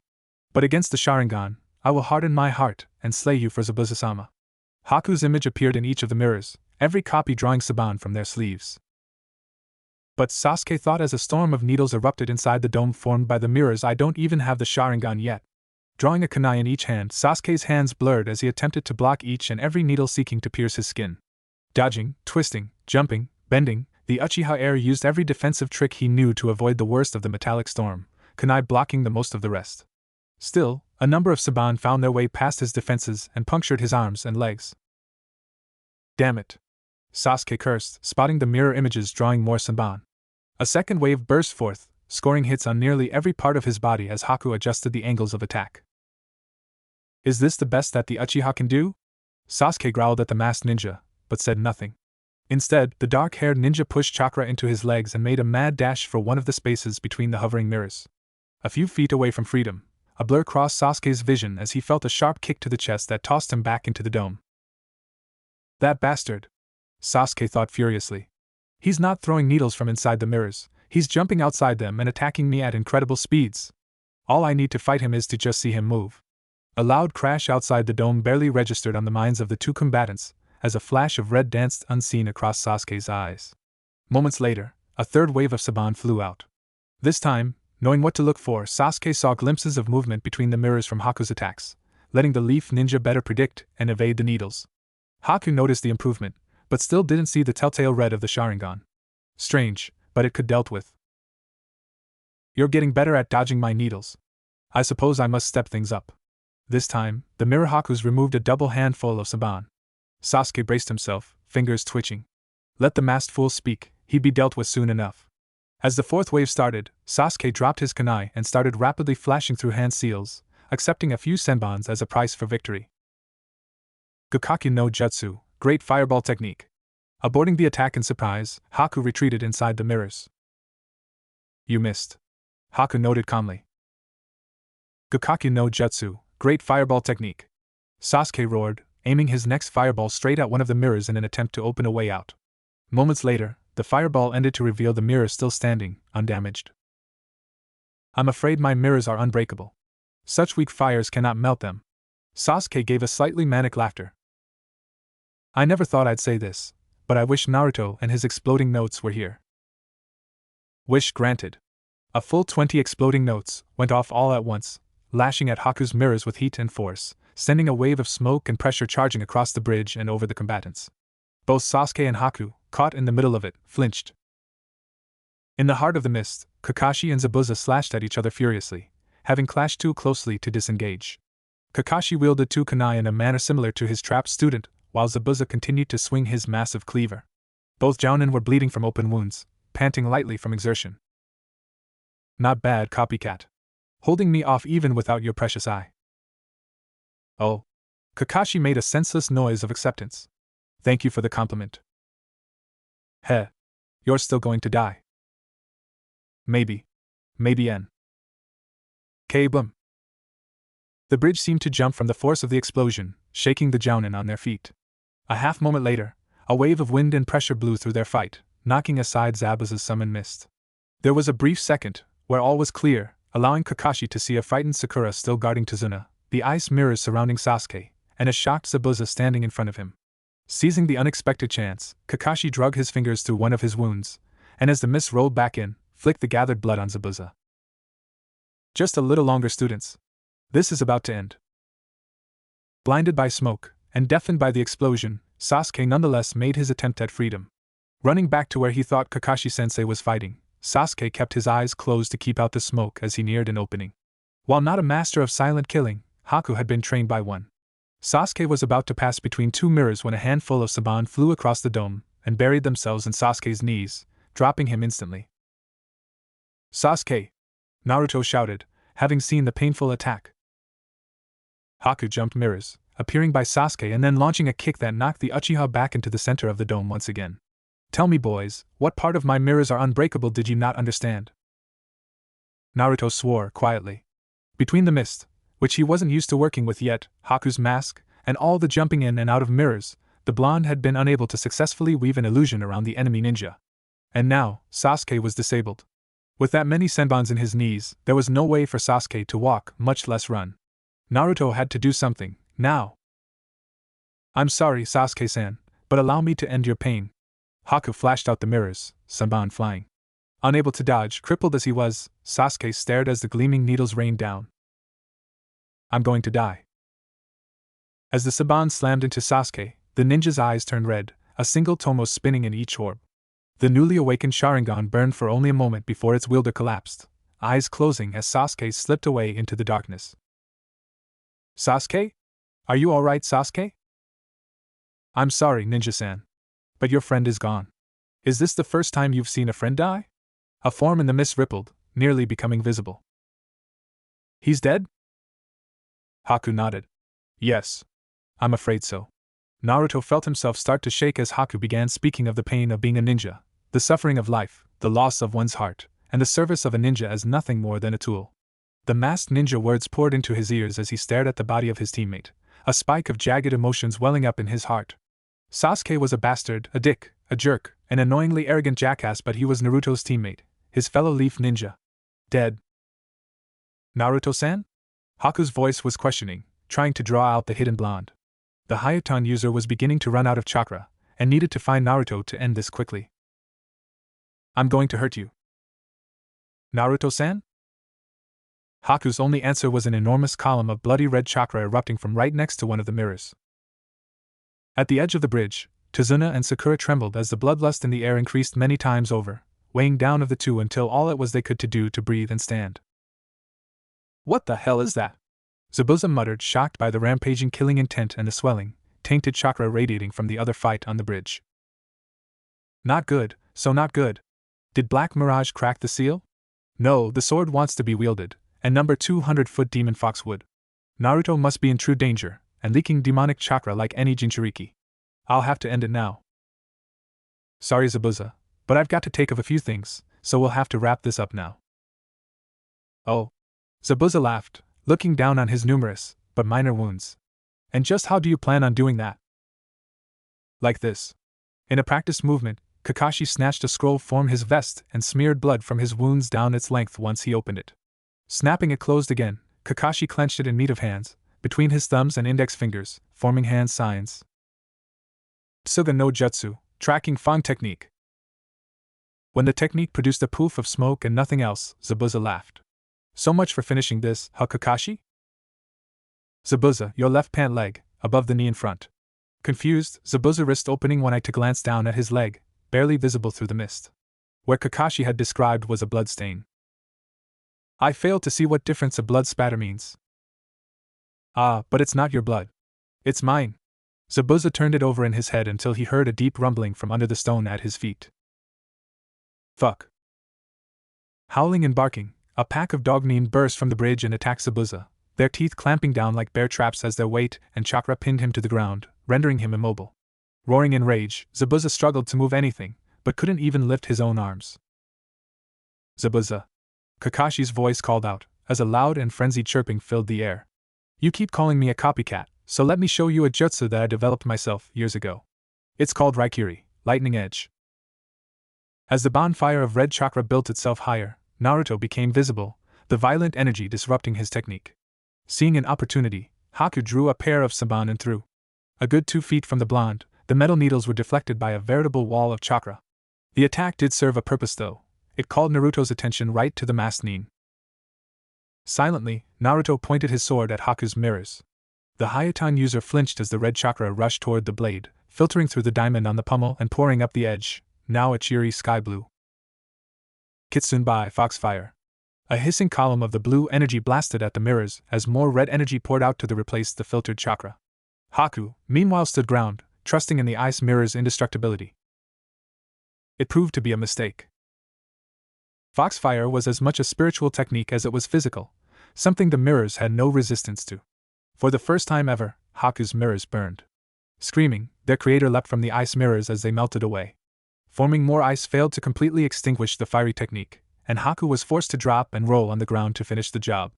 Distracted, Haku failed to notice the blaze of chakra approaching until Naruto kicked the mask off Haku's face, not incidentally stunning the Hayatan user. I thought it was you, but I couldn't be sure. You seemed so nice when we talked, and that speech you gave about how your heart hurt to take another's life, were they all lies to trick us? No. Haku gasped, the burnt ninja rolling over to relieve the pain of the burns on the front of their body. It truly does make my heart hurt, but as I said, I am Zabuza-sama's tool. A broken tool now. Haku's eyes closed. Please, just finish it. Naruto paused, noting the bandages on Haku's chest through the ninja's mostly burned away kimono. I would, but you killed my teammate. I'm not going to let you off that easily. Naruto knelt next to Haku, the demonic chakra surrounding him dimming, but not disappearing. This is my sword, Black Mirage. I'd do this myself, but he is a lot crueler than me. The last thing Haku heard as Naruto pressed the odd-looking sword into her hand was an entire flock of birds chirping angrily. No! Zabuza roared, still struggling to move. I won't die this way. I still have to kill that bastard Mizukichi. Damn you, Kakashi! The Raikiri in Kakashi's hand surged as the silver-haired Jounin charged the immobilized devil. Schlurk! Sorry, bloody devil. Kakashi whispered in the dying man's ear, his fist embedded in Zabuza's heart. But you are too dangerous to let live. The devil of the bloody mist didn't respond, he merely slumped in the gripes of Kakashi's dog pack, the life already faded from his eyes. Calmly, Kakashi removed his hand and dismissed his pack with a quiet thanks. With Zabuza's death, the mist began to clear, the midday sun rapidly burning away the unnatural weather. Closer than Tazuna and Sakura, Kakashi was the first to see the scene where Haku, Sasuke, and Naruto fought. The Jounin sighed sadly, seeing one of his students lying motionless on the ground. Naruto, who was still covered in flickering wisps of demonic chakra, crouched over Haku, who looked to have been lashed with fire. The blonde didn't see his teacher, or even look up until Sakura let everyone know the fog had cleared enough for her to see the remains of the fight. Sasuke Kyuin! Sakura shrieked in grief, abandoning Tazuna to rush to her love's side. The bridge builder didn't protest, having already seen Zabuza's corpse. Instead, he walked up to Kakashi and joined in watching Sakura weep over Sasuke's body. I'm so sorry, Sakura. Naruto told the kunoichi. I tried to help, but Haku's mask helped her resist my illusions, and her mirrors were so tough Sakura didn't respond verbally, but started plucking Saban from Sasuke's body, not wanting to see him like that. I'm sorry. Tazuna muttered to the Jounin. I didn't mean for one of your students to die. We just needed help so badly. Is there any way I can make it up to you? Kakashi gave the civilian a very tired smile. It's alright. Ninja die, it's a fact of our existence. We choose to continue the missions despite the risks, and we've made the world a better, safer place. That's all any leaf ninja could ask. Naruto cleared his throat. Sakura, Sasuke won't be forgotten. I'll make sure he's remembered, even if I have to order them to when I become Hokage. Sakura gave the blonde a wan smile, touched he would make such a kind offer when there had been problems between them lately. As if you'll become Hokage, stupid. Sasuke! Sakura shouted, hugging her crush. You're alive! The standing males all gaped, shocked at Sasuke's miraculous recovery. How? Naruto stuttered. Haku killed you! She said, that lying bitch. Naruto shot an angry look at the kunoichi, who was staring sightlessly at the sky, the hilt of Black Mirage resting loosely on her palm. Naruto paled as a thought occurred to him. Oh shit. She didn't kill you. That means I for nothing. Scrambling, Naruto plucked Black Mirage from Haku's hand and started shaking her. Mirage! Tell me you didn't finish the job. Tell me she'll recover. Mirage studied his wielder's thoughts before answering, knowing this could end up badly for him. Not completely. With help she might heal one day, but I can't offer any guarantee. Naruto growled, it would have to do. Kakashi-sensei, we have to help her. Why? Sakura snapped. She tried to kill Sasuke-kun. If she was going to kill him, she would have. She just wanted to help her friend, just like us. We shouldn't kill her just for that. Kakashi sighed, knowing that Naruto wasn't going to like his answer, but he never got a chance to speak.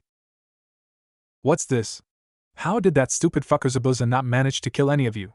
Tazuna and Team 7 looked up, spotting Gato and 200 of his hired thugs gathered at the unfinished end of the bridge. The hired muscles looked rather bored, but the midget businessman looked absolutely pissed. That arrogant incompetent. How does a freak like that earn a nickname like Devil of the Bloody Mist and still not be able to kill a few bleeding heart Konoha ninja? Gato spat to one side. Makes me glad I never planned on paying him. Gato eyed the leaf ninja, brightening as he recognized Kakashi as possessing a rather high bounty in a few countries. You know what, boys, Zabuza and his bitch might be dead, but the plan is still on. Bring me those ninjas' heads and you can loot, pillage, and rape and wave to your heart's content. Listening to the armed rabble cheering and working themselves into a frenzy, Kakashi got ready to fight. He was low on chakra, thanks to his Raikiri attack, but the hell if he was going to let 200+ murderers and rapists go hog wild on a defenseless country. That's when someone started laughing. It took even Team 7 a moment to recognize the source, having never heard Naruto laugh in such a horrible manner, a terrible bitter noise. All this pain and struggling. Men killed and women's lives ruined, and it's all because of you. Naruto turned slightly to view his teammates, revealed that his eyes had become swirling pits of prismatic color. Kakashi-sensei, you better get everyone out of here. I think I'm about to earn my ninja nickname. Standing, Naruto slung Black Mirage over his shoulder and began walking to the crowd of hired muscle who were beginning to move forward. Swearing, Kakashi popped out a few Kagebushin and had them grab everyone, including the comatose Haku. Let's go, I don't think any of us want to see what Naruto's capable of right now. Before Sasuke could protest not getting to see the extent of Naruto's abilities, Kakashi and his clones used Shunshin, body flicker, to clear out of the area. Naruto strode right at the unruly mob of men, Mirage tapping on his shoulder, pulsing with excitement. If there was one thing the Blade loved, it was a fight of any kind. Even the Kyuubi was feeling eager, receiving the experienced third hand from Black Mirage. As the blonde closed in on the bandits/killers/thieves, demonic chakra filled his body, letting Naruto know that the Bijou fully approved of what he was about to do. That fact almost made him hesitate, but the idea of so many men mimicking the actions of those two men towards Tsunami it made his blood boil. Setting his feet, Naruto brought Black Mirage off his shoulder to point at the mob nearing his position. If you bastards think I'm going to let you attack Wave, you're out of your damn minds. Inspiration flashed as he, Mirage, and the Kyuubi all focused on a single goal, the utter destruction of these men. Kitsunbai Akuma no Jutsu, Foxfire Devil Technique. The men screamed as blood-red and sky-blue flames poured from Naruto. Sensei, look. Curious, Kakashi followed Sakura's pointing finger, and then promptly gasped in shock. A few hundred yards from the bridge, Tazuna and Team 7 stood in a wide clearing, surrounded by the residents of Wave still brave enough to try and figure out what was going on when Naruto's exploding note had rocked the bridge. As such, they were all in a fine position to see the 100-foot-tall blue fox with red accents made entirely from translucent fire. A fox whose 9 tails and breath burned everything they touched, slaughtering Gatoa's goons by the dozen and scattering the rest to the 4 winds. The beast was furious, merciless, and unharmed by any weapon Gatoa's men carried. There was utter silence as they all watched it finish its work before vanishing as if it had never been. Dear Kami Naruto. What have you done? Sasuke and Sakura shivered at their teacher's words. The following week was a mess of tension. Everyone wanted to know what Naruto had done at the bridge, where the bodies of Gato and men had gone, but no one asked. Instead, the people of Wave decided to celebrate Gatoa's death, and once everyone recovered from their hangovers, work began on the bridge at a terrific pace. There was one thing about the situation that put off the residents of Wave. The day the bridge was completed, cerulean flames sprouted from the tops of the bridge's 4 corners and began to burn harmlessly, giving off a soothing light. When asked, Naruto could not or would not explain it, saying only that they would burn for at least 100 years, and that no evil spirit would ever pass between the 2 pairs of flames. Kakashi added it as one more question to mention to the Hokage along with Haku's continued comatose state, and the giant fox made from fire. The day after the bridge's completion, Team 7 said their goodbyes and set off towards on the new structure. As the ninja faded in the distance, one figure carrying another, Tazuna spoke up. What do you all think of this name, the Naruto Foxfire Bridge? The entire crowd murmured their approval. Are we almost done, old man? Sarutobi smiled fondly as he watched Naruto Uzumaki fidget impatiently in the center of a large seal circle. Almost, Naruto-kun. Just a few last checks. Naruto sighed, but nodded, going back to waiting and staring at the medic Neens employing the seal circle. Professionals, the medic Neens simply ignored him. Enjoying his pipe, Sarutobi was the picture of patience while the last of the tests were completed. Watching the medic Neens start packing up, the Hokage waved at Naruto. Just wait in here for a little while longer, Naruto-kun, alright? The blonde nodded, watching the village leader walk out to confer with the medics. Remind me, Wielder, why we are submitting to this indignity. Naruto rolled his eyes. It's just a safety precaution. It's not like the old man has ever done anything to hurt me. Fair enough. Wake me when we leave. Hidden behind a one-way mirror in the next room, the Hokage watched his favorite genin gain a distant look in his eyes, no doubt communicating with Black Mirage. Beside him, Ibiki Marino, head of the ANBU Interrogation and Torture Department, rifled through a sheaf of papers. Studying the results, Ibiki laid the papers down. I'm ready to give my report, Hokage-sama. Sarutobi nodded. Uzumaki-san shows no sign of increased demonic chakra production despite the manifestations spoken of in Hataki's report. As theorized, the rune on Uzumaki-san's chest draws chakra in such a way that it stimulates the seal containing the Kyubi no Kitsune. It causes no noticeable stress to the seal, and the drain on Uzumaki-san's reserves is so minor as to be unnoticeable. The boy's physical development has greatly improved since his last exam, but it is easily explained by the intense training regime Hataki reported. Sarutobi gave his pipe another puff. Then Naruto-kun is fine? In perfect shape, Hokage-sama. As head of the INT department, I hereby officially clear Naruto Uzumaki for field service. Sarutobi smiled, putting out his pipe and tucking it away. Excellent. I'll go tell him the good news. Still smiling, the Hokage stepped into the next room. Can I go now, old man, please? Sarutobi laughed, walking up and patting the boy on the head. Of course, Naruto-kun. You can leave any time now. I'm sure your sensei is looking for you. Smiling, Naruto leapt and rushed out the room. Sarutobi followed him with his eyes, smile never fading. The old Hokage had been saddened to hear that the young genin had been forced to take lives, and in such a manner, but Naruto was strong and was dealing with the situation as well as any young man could. Satisfied about the boy's health, the village leader was now more concerned about the young woman that Team 7 had brought back to Konoha. Physically in fine health, some of the best healers from the Yamanaka clan had been called in to study what was currently a unique case.